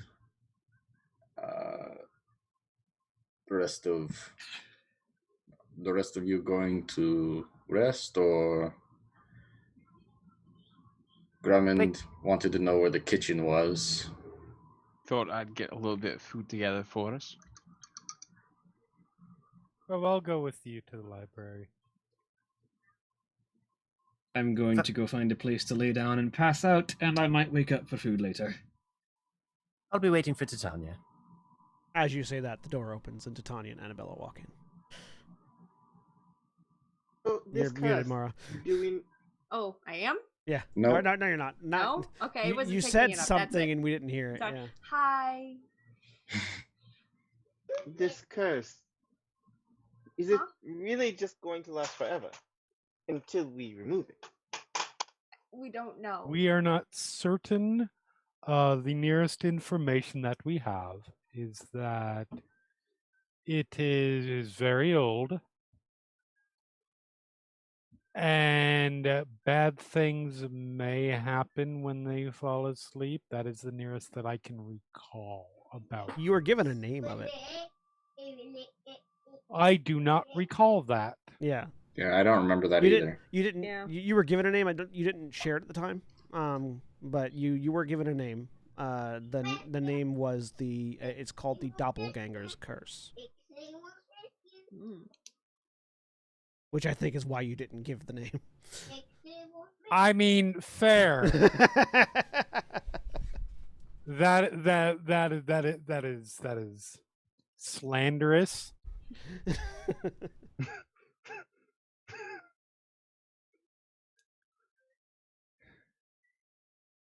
So, I thought I might do some research on the matter. Oh, I would appreciate Oh. your help. Well, Wait, we are at I- it. Those items. Now that we are safe. Yes. The glove and the other item. The small old man Why, toy. there's a wind-up man and a glove. Yep, a wind-up man and a Yes. glove, And then the key. which has been shown off as to be the archivist key. Yeah, the key. Yeah. Yeah. Now to retrieve that before the door closes for the last time. And then So the archivist key is in all of your journals now, as it's been basically explained. Nice. So are you identifying them here? Or do you want to find the library first and identify? want to find the can- library first. Yes, we can. And then- It's not essential right Okay. now, unless one of them is if you put this glove on, or if the clockwork old man claps his hand, it will dispel all curses in the vicinity. But I doubt that is a likely situation. Is it just a wind-up old man that just claps, like instead of a monkey and cymbals, it's just an old man in pillows and he's dusting them? No, it's Vengabus starts playing. it's a Oh God! he doesn't have any arms, so there's no clapping. Oh, geez. It's just got it's just like sort of almost a Russian nesting doll almost, but with a head attached. It's got sort of a bag and another like a backpack with scrolls attached to it and like a side pouch and then like a slot in the chest. We 100% should not wind it up until we figure out what it does. Absolutely not. Unless Grummond wants to do it alone in an isolated area. I would. Or, to be fair, we do have two options for that now. You can't just. You're new too. There's three options if we're going off that logic. Yes, I'm new, but I'm Oh. not the help. Annabelle, this is Charissa. Hello. He's from a wizard we met from way up north. Who's kind of evil. I am from myself. Yeah. I simply derive my power and occasionally work for the wizard. Yep. Big difference. That is not concerning at all. Oh, he's. I wouldn't say he's fine. He's very much not, but he's not a concern. Don't worry too much. Anyways, about that research. So the owl that's on your arm, Ithram, flies up the tower. You see now that you're looking, there's sort of like 3 or 4 tiers and a large, like, sort of domed ceiling, and the owl just flies straight up and lands in the dome. And as you sort of look up behind it and go, "What the fuck? He just went up." As you sort of like mentally go through the words "up," you just start to float. Ah.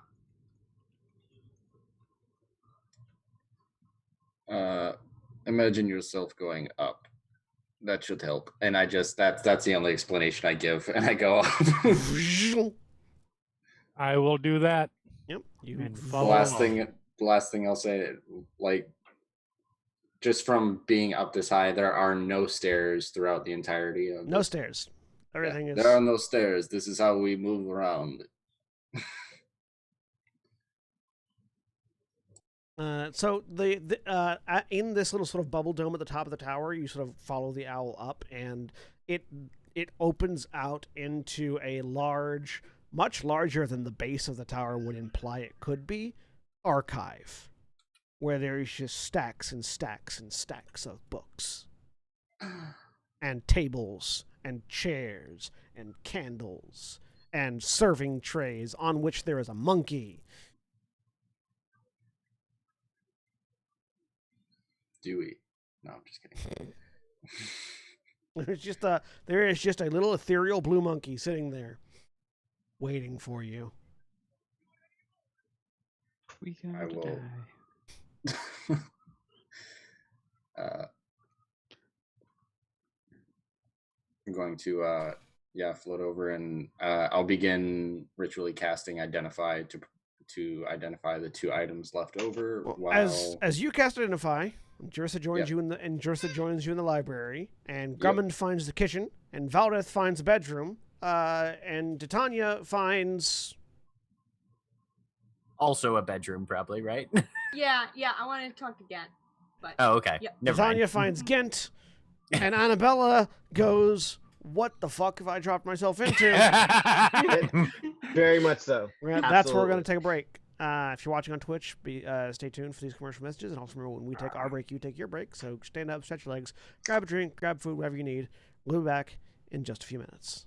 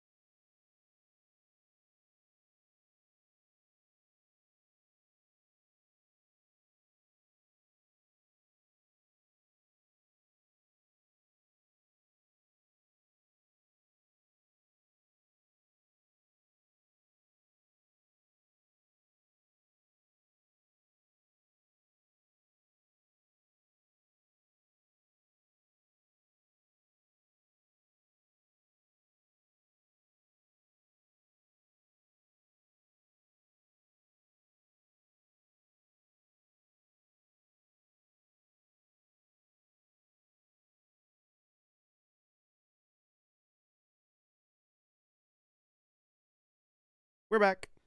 A dinosaur story. You're good, Craig. You could have. If you need to go do things, you're fine. So, Ithram is up in the library making. You're going to spend 20 minutes identifying the other 2 items. Yep. All right, I'll put those in your journal as we cut over to Titania and Ghent, who find themselves in. Where do you go? There's a variety of rooms on the 1st, 2nd, and 3rd floors. I don't know, a close one. Whatever that is. I don't know. There are a few guest rooms on the 1st floor. Yep. Yep, we'll duck in one of those. We'll go back and get him. And murder him. Just so you know. If that was what was contributing to, you being very ornery for a while. Oh, you know me. I get moody on occasion. I'm sorry. Same. I do a puff of, I don't know, snow in your face.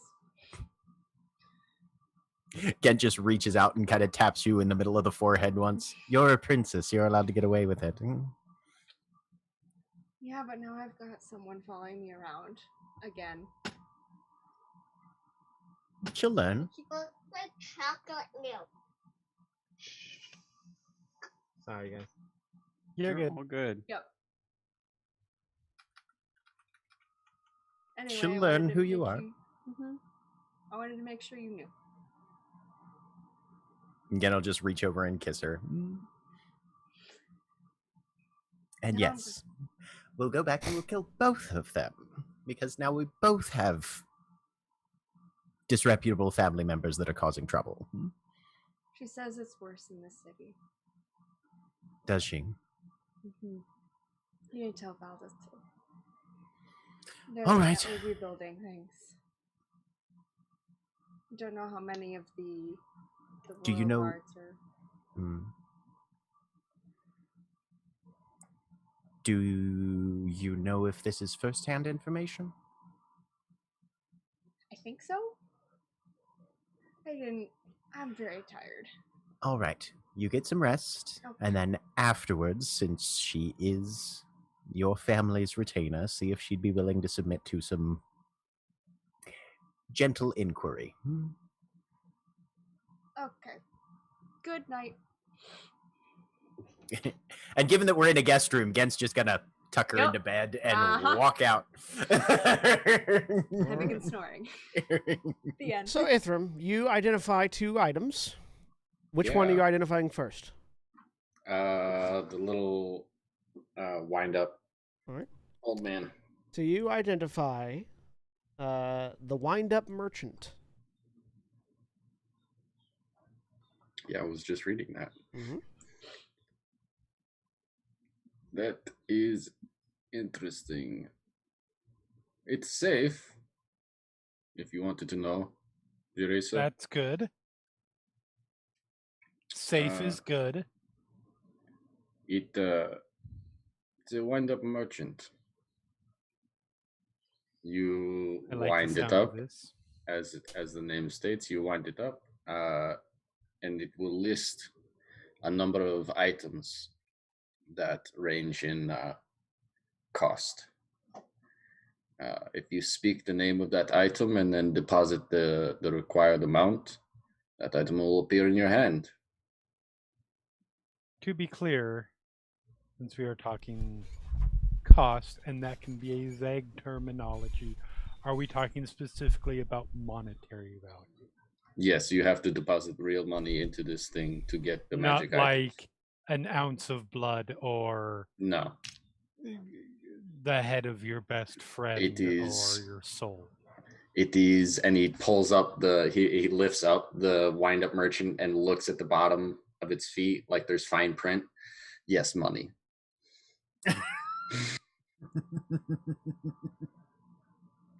Delightful. Wonder where Sets it that back money down. goes. If you actually put too much money in, say you have a denomination of coin that is too large. It is lost, but then once all of the items have been purchased, yes. Once all of the items have been purchased, any coinage or the amount, the difference thereof, is deposited in smaller denominations. It's very useful if you need to make a, I don't know, sending stone call. I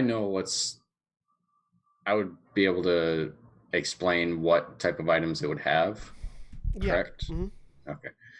Most of the items are of fairly common quality. There's a few potions, a ring, and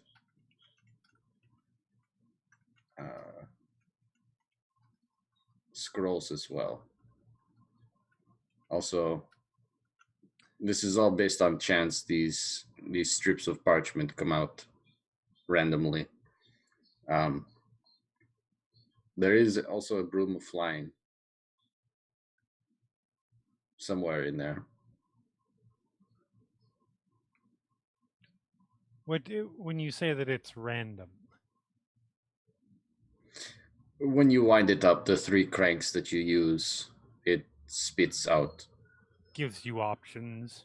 Yes, it will dispense what it has, I would guess, in stock. Are one of those options perhaps a scroll specifically of curse removal? Unfortunately, no.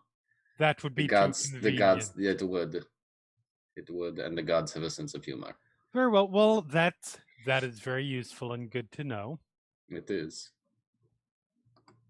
As I now start working on the glove. Yep. Let's see. Meanwhile, while you're reading that, and I add the wind up merchant to everyone's journal, Jerissa, you're researching. Yes. Go ahead and give me an investigation roll with advantage because you have the materials at hand. Oh, it's adorable. And what specifically are you researching?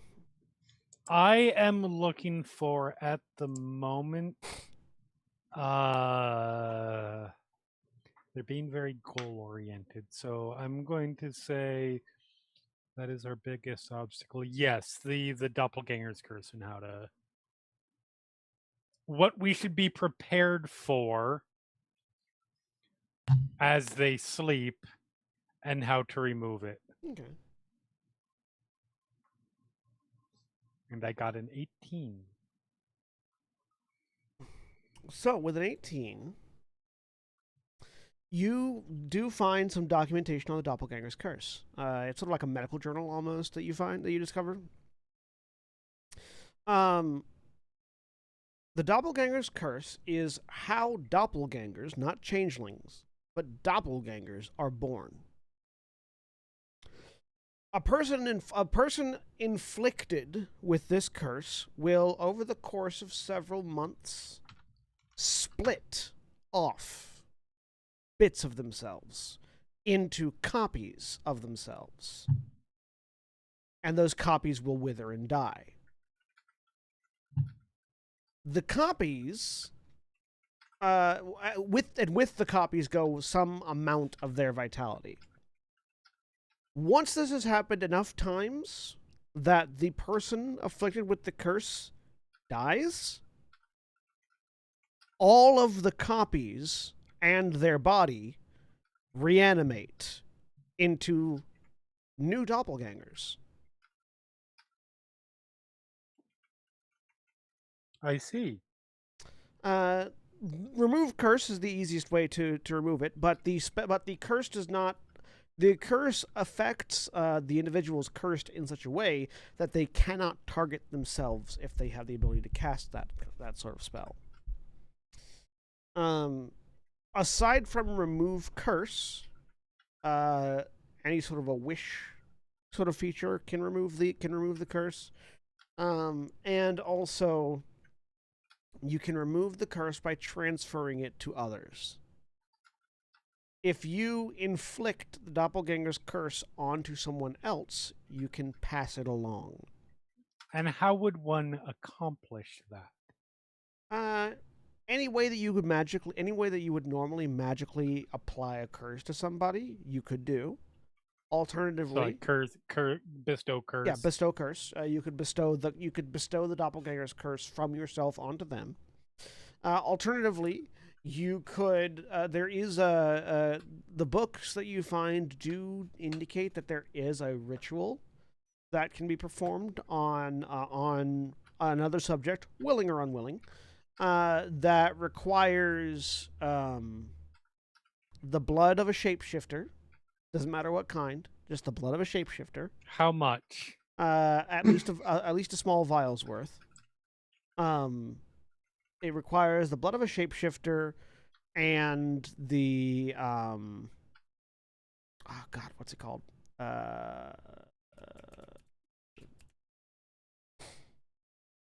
Why can't I think of the thing that I'm thinking? Sorry, the blood of a shapeshifter and an ounce of pressed tin, like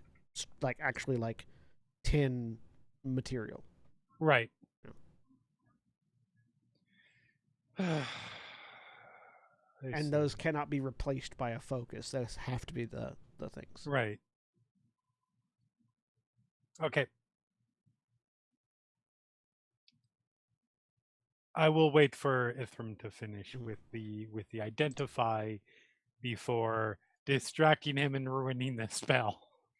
Yeah, there are hints that there might be other ways to get rid of it, but the author isn't aware of what they might be. And sort of one of the footnotes says, may be a method in the Feywild where such shapeshifters are abundant. Cool. Yeah. So, Ithram, you identify Eagle Rain. Yep. This is also safe. It's good to know.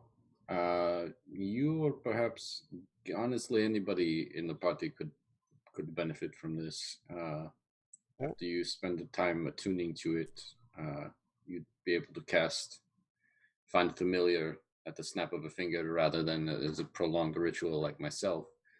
But it does take the form of an eagle. Functions much the same as a normal familiar would, but if you focus for an hour, much as you would with the regular spell, you could instead summon a giant eagle. Interesting.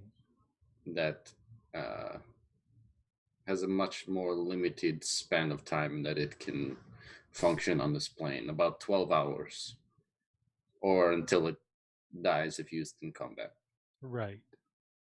Well, I am unfortunately tapped out as far as attunement goes.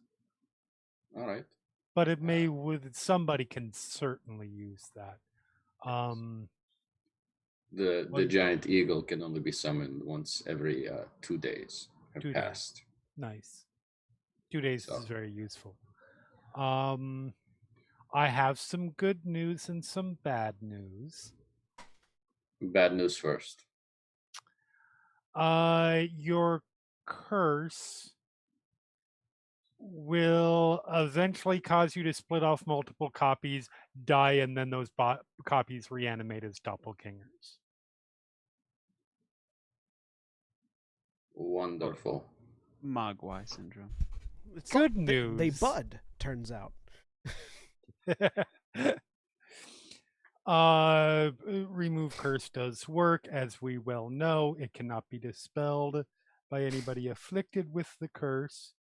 If anybody wants to spend has a spare wish and wants to spend that on it, that would also work. Although I would not suggest anybody curse trying it, because that may not work.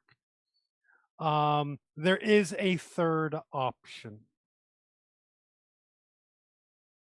Yes. That third option is transferring it to somebody else. How would one do this? It requires a ritual. The transferee does not have to be willing. Considering what we would do, we would probably not necessarily want someone that would be willing. It simply requires a small amount of shapeshifter blood. Oh dear, where will we ever find that? I'm sure we could ask Titania. True. Tanya is technically not a shapeshifter. Druids? Yeah, no. No, nope, Okay. nope. And an ounce of pressed tin. There may also be a solution somewhere in the Feywild, but that is not necessarily clear. So if we find somebody we just want to give this curse to, or 3 people. Well, we only need one person.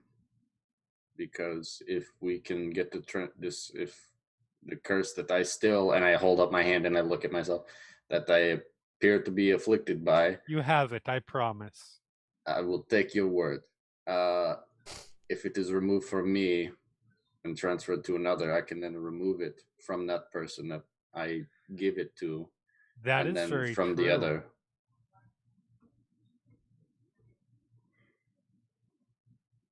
So I guess, well, this is remarkably convenient. Titania is inflicted with the curse, and somebody who is literally responsible for her life is right here. We guilt the help into taking the curse on from you. You cast a bunch of remove curses, problem solved.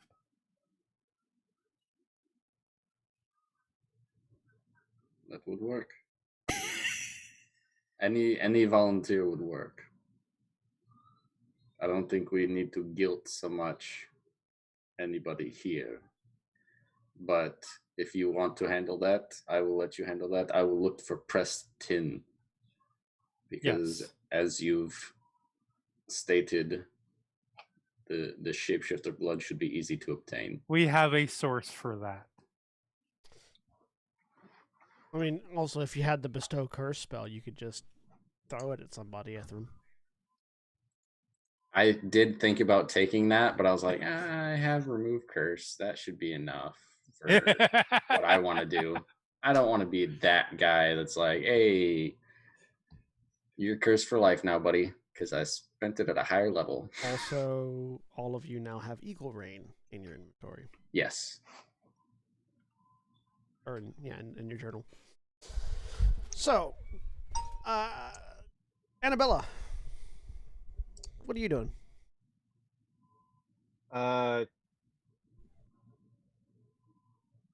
You have this massive magical mansion.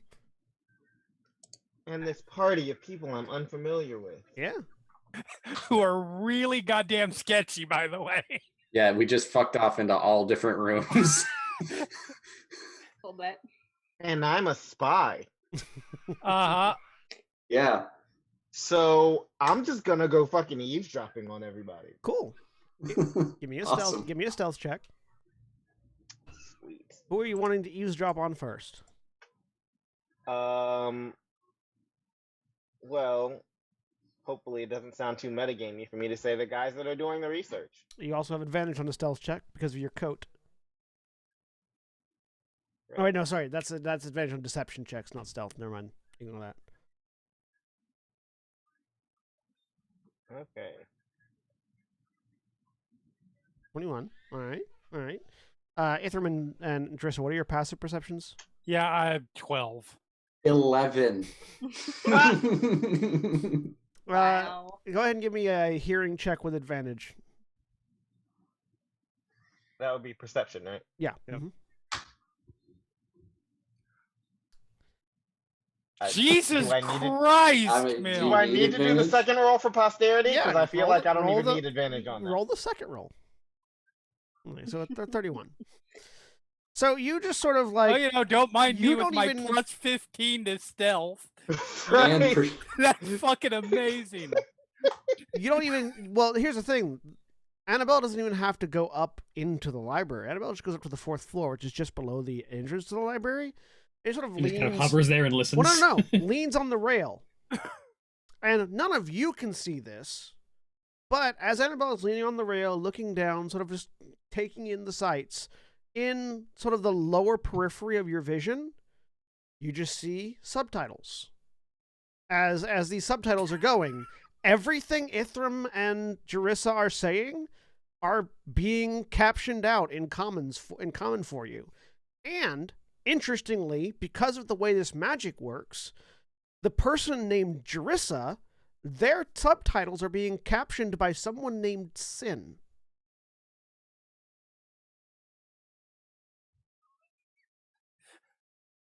Welp.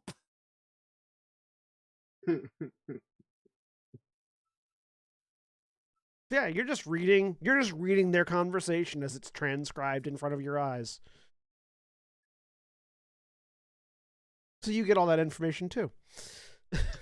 Right.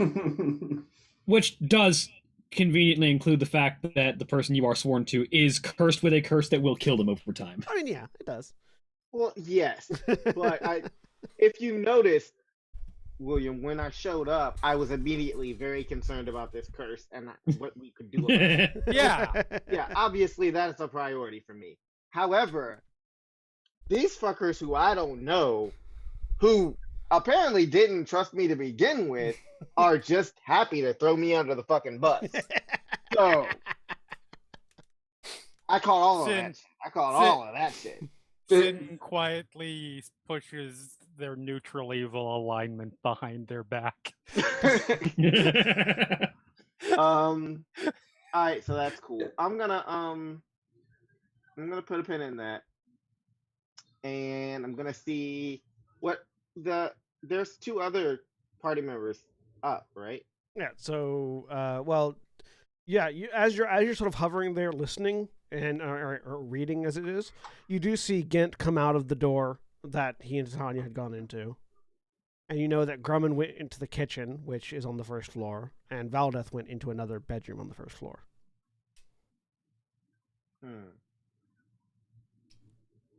Where are you going, Gent? So Gent was sort of tangentially aware of the conversation that Ithram had in order to get up to the library. And so because he's that guy, he's going to go into the middle column area where it's open, think up until he's about halfway between the 2nd and 3rd floor, and then just sit there in the middle of the air and clean his gun. So you watch this happen, Annabella. Right, yeah. And you actually notice, that the weapon that he's sort of cleaning is this very large, ornate, golden revolver that you recognize. This is a gun called the Emperor's Virtue. It is a signifier of position within the Tyrian military. Specifically, this is the gun that was owned by the Legion General Varnabas Valkorian, who was the head of the military of the head of the Tyrian military, and also died in the invasion. The recent invasion. Yes, the one that just happened. Yeah. Huh. Anyone associated with the Tyrian military would instantly recognize that gun. Yep. Sure would. Huh.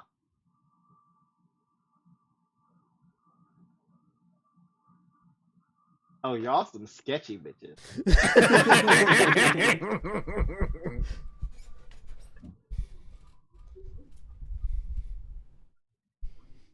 Huh.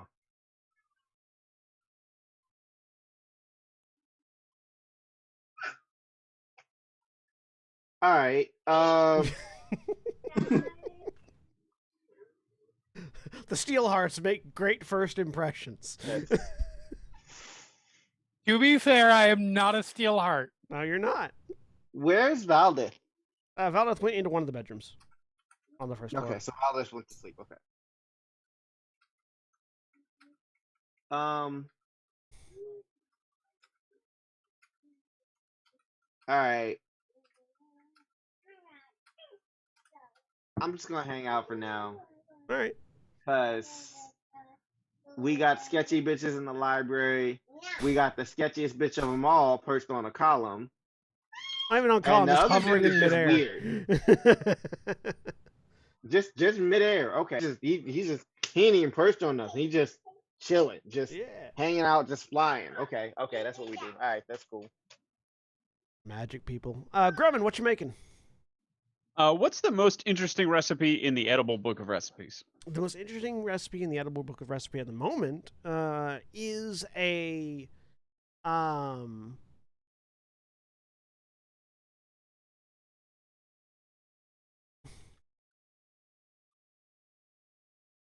What's the most interesting one in there that I could at least approximate with what I have available? I guess I should clarify. Yeah. I know I could just eat the recipe, but I would like to make enough for everyone. There's a halfling dish in the recipe. That is you don't do you read halfling? I don't think I do. And where am I gonna get a halfling at this time of night? You don't. So yeah, if you don't. No, common, dwarvish, and undercommon. Yeah, you don't read halfling, so you don't know exactly what it's saying. But the subtitle, the subtitle and the recipe list basically makes it feel like it's sort of a it's a Thanksgiving dinner on a single plate. Okay. It's this very robust recipe that covers every potential need and desire of a food group in a single recipe. Everything you want, all on one plate, and it's by Willy Wonkfoot. Right. It's kind of like the turducken of recipes. Everything goes in. Fantastic. You mean an abomination? I mean, it's one way to look at it. All right. I will start making enough of that for everybody. All right. If I can, because it sounds like if you can make all of it in one plate, then that translates well and upscales well to a casserole dish. It's true. So, or a big terrine or whatever I have available. So I will unload things from the hall and start making this dinner, and I will also start making drinks to go with it. All right. So eventually, all of you that are still awake, and some of you that are asleep, begin to smell the sounds of food. Smell the sounds of food. You heard what I said. smell the you begin to smell food and hear the sounds of cooking. And Grumman, there are surprisingly, you're getting a lot of help as you're cooking, as various animals come on, sort of fly, crawl, and swing through to assist you in the cooking. Oh, Grumman Bellmender, Disney princess. This is the best. Yeah, I'm gonna someday my booze will come. This is fantastic. Thank you all so much for the help. I won't tell the health inspector if you won't. Camille? I'm gonna go down there with him since he's cooking and all these bitches is sketchy. And I need to figure out what I'm gonna do about that. All right, so you go down to the kitchen. Believe it or not, the fucking weird ass dwarf is the one I trust the most in this group of You float down. That is 100% fair. Yeah. Would also be the person I trust the most. You float down past Ghent. Who looks up and waves. I shoot him a fucking look. Do I catch that? Make an insight check, Ghent. 20. You don't know what you did, but somehow over the past few hours of barely interacting with this individual, you have offended them on a religious level.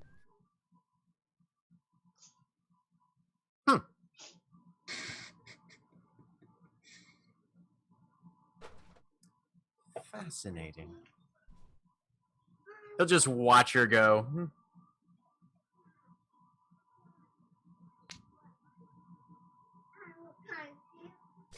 Yeah. And I'm gonna go to the kitchen. All right. You are in the kitchen. How are you finding this place?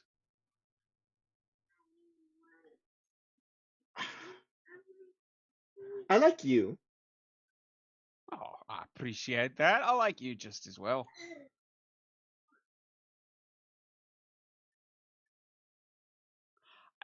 I'm married. I just thought I'd get No, that out of the way. no. Sorry. I did. You seem nice. I Nice appreciate. is rare in my line of work. Well, that's a shame. What is your line of work? You're a bodyguard sort of thing, but for royals. So it's like being a bodyguard, but paid better and probably fancy titles.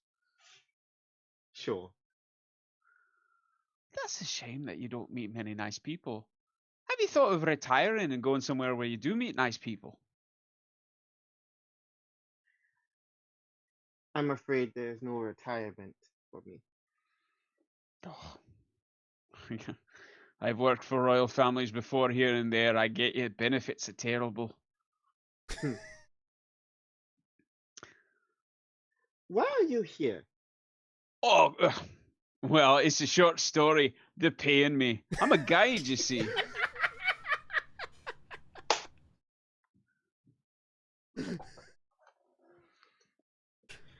Oh, did you mean in the kitchen?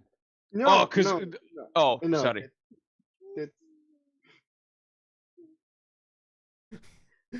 I'm glad they're paying you. Yeah. And I'm glad you took the money.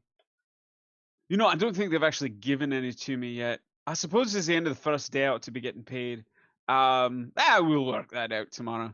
But I'll be honest with you, I'm here right now because this is the sort of thing I like to do to calm down at the end of the day. And everybody's got to eat anyway, although you wouldn't know it looking at some of them going off to bed without nary a supper.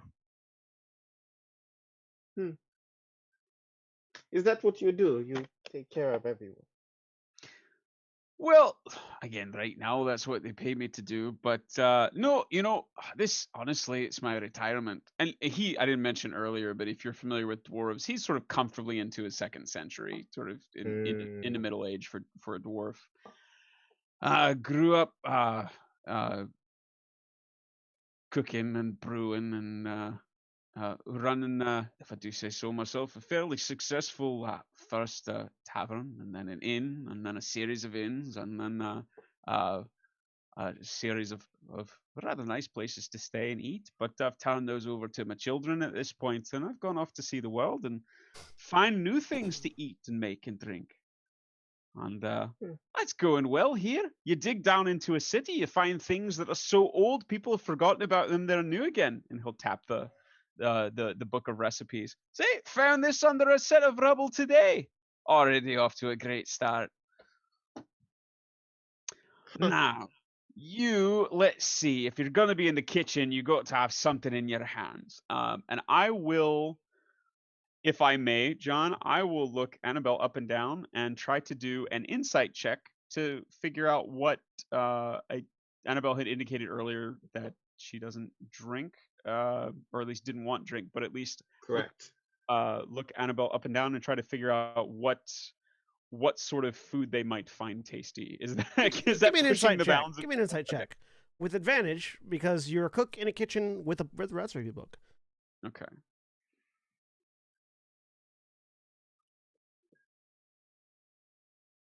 Alright, that'll do. 24. Yeah, 24. Yeah. Camille, what would you say is Annabella's favorite meal?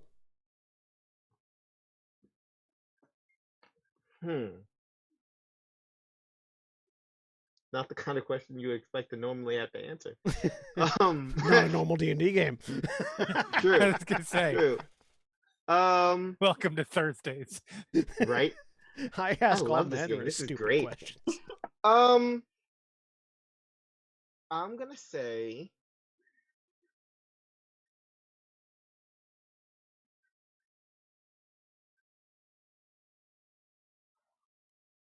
roast duck.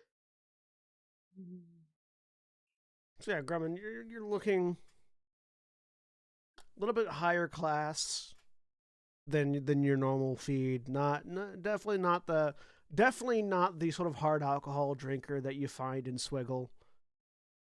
Does Annabella not drink alcohol because she doesn't want alcohol, or because she's on the job? Because she's on the job. Because she's on the job. So normally she would have a glass of champagne or wine with dinner, but she's working, so Yeah. it would be water. So yeah, so you're looking at her. Some sort of bird and a Shirley Temple, which Nice. which is spelled SURELY, because it's the beverage of choice for certain sects of religious temples. I dig that. That's good. I like that. Is there any kind of bird? Like, do I have casks of oiled poultry or anything with me that I can use? You having scouted out this kitchen very thoroughly, there is any sort of food that you can imagine wanting to cook, the animals bring you. Oh, fantastic. It's a little weird when the chicken brings you a plate of roast chicken, but you sort of pushed past that. No, I've seen plenty of food advertisements before. Yeah. I'm familiar with that weird shit. Right. All right. So he will say, kind of looking you up and down, stand back and say, "All right, here. Give me a moment. Work on this. I think you'll find it best served with the actual food itself, but something to get you started." And he will turn and mix up something similar to a Shirley Temple, but with sort of a seltzer base, so it's bubbly. But instead of a grenadine to it, which is more of a pomegranate, it has more of a citrus finish. There's a fairly sharp, almost bitter notes of orange to it, but mixed with a simple syrup to it. So the overall taste is sweet, but with a hint of bitterness and a lot of citrus to it. I'm glad Craig is in this game, so I'm not the only one that describes food. I swear to God, for a second there, I thought you were going to say something very much like a Shirley Temple, but with Everclear.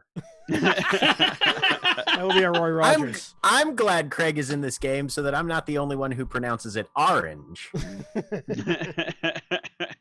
Don't make me bust out the full Yeah. Baltimorean So, again. There you go, boy. You don't even have to roll for that. You make it just like you want it and hand it over. Yeah, that's great.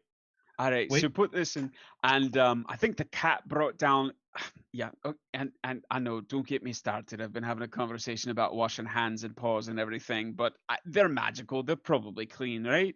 Anyway, let's just roll with it.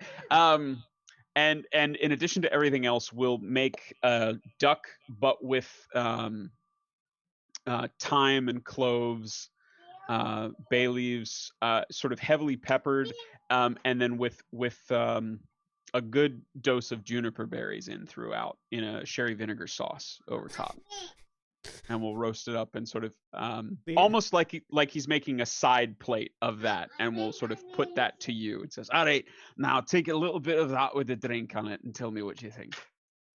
And while he's doing that, he also has 4 other pots going and various pans and things he's crushing up and grinding. Yeah. She melts into a chair and just looks like she's somewhere completely else. Like, this is the most relaxed seen her since she showed up hours ago. He smiles very happily and looks and says, "Maybe not exactly what you're used to from home, but It's a Xena Mavro preparation. The trick is with the cornmeal in the cream. You wouldn't expect it, but it gives it a really nice solidity that holds it together. And let me tell you, when you're eaten by the sea and the waves are rolling in and the wind picks up, trust me, you don't want your duck to go flying off the plate again. Its flying days are done.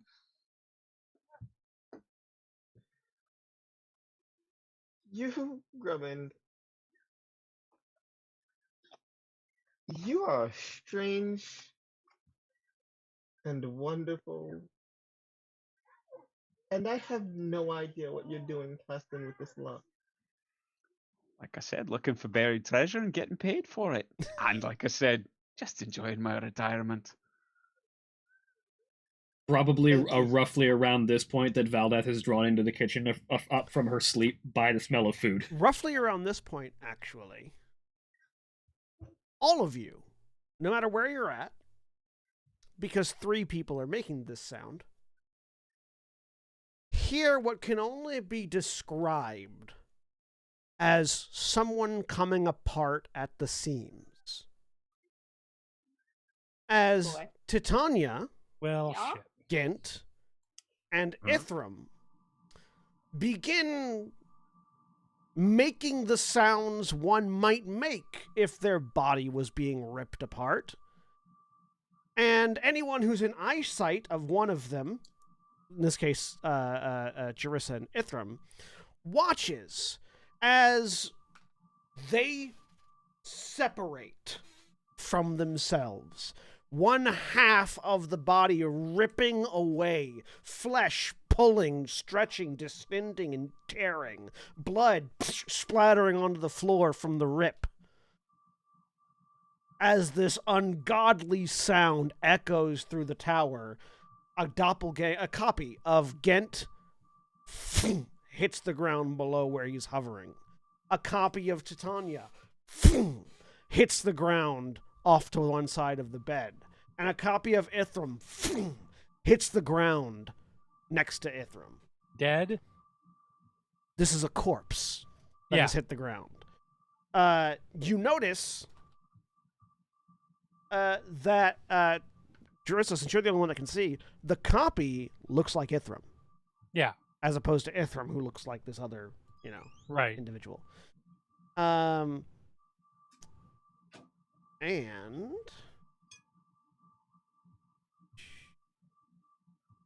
Wake me up. you, all 3 of you, lose.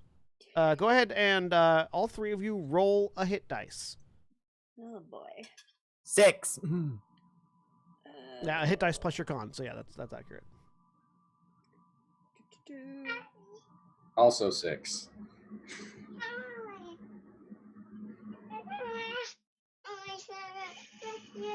Grumman locks eyes with Annabelle and Yeah, looks- I'm. Five. She drops her fork and runs off to the room where Titania is. Grumman goes, wait, no, they haven't eaten anything that I made before. Probably about this time, you hear 2 gunshots So as well. all of you, you are not capable of shooting, Gent. Oh, All okay, never 3 mind. of you are incapacitated, Okay. which means Gent, you also to the ground next to your clone. Mm-hmm. And your maximum hit point is reduced by that much. Okay. Jerissa just watches this happens with a completely blase. They're expecting this once it starts, essentially. Yeah. Just completely blase. Waits till the one corpse falls down, grabs the other one before the non-corpse before it hits the ground, and just starts dragging it out, like over shoulder, dragging it, carrying it out, and just yells, "Annabella, we need your help!" So yeah, Ithram, Titania, and Gent, all 3 of you are incapacitated. You cannot move and you cannot speak. The only sounds you can make are the gurgles of pain that you are currently experiencing, having been subdivided. Much like certain cutthroat real estate individuals might subdivide a packing crate. Mitosis only works with single-celled individuals, not multicellular. Yep, not sure fun. does. No, it Yep, wasn't fun. No, it mm-mm. wasn't fun. And as Jerissa calls for, melodically calls for aid, and Annabella runs to see Titania, on the way, seeing Gint collapsed on the ground next to another individual that looks very different to what Gint looks like to you. That's where we're going to end for the week. Woof. Say goodbye, everybody. Bye. Bye. Goodbye.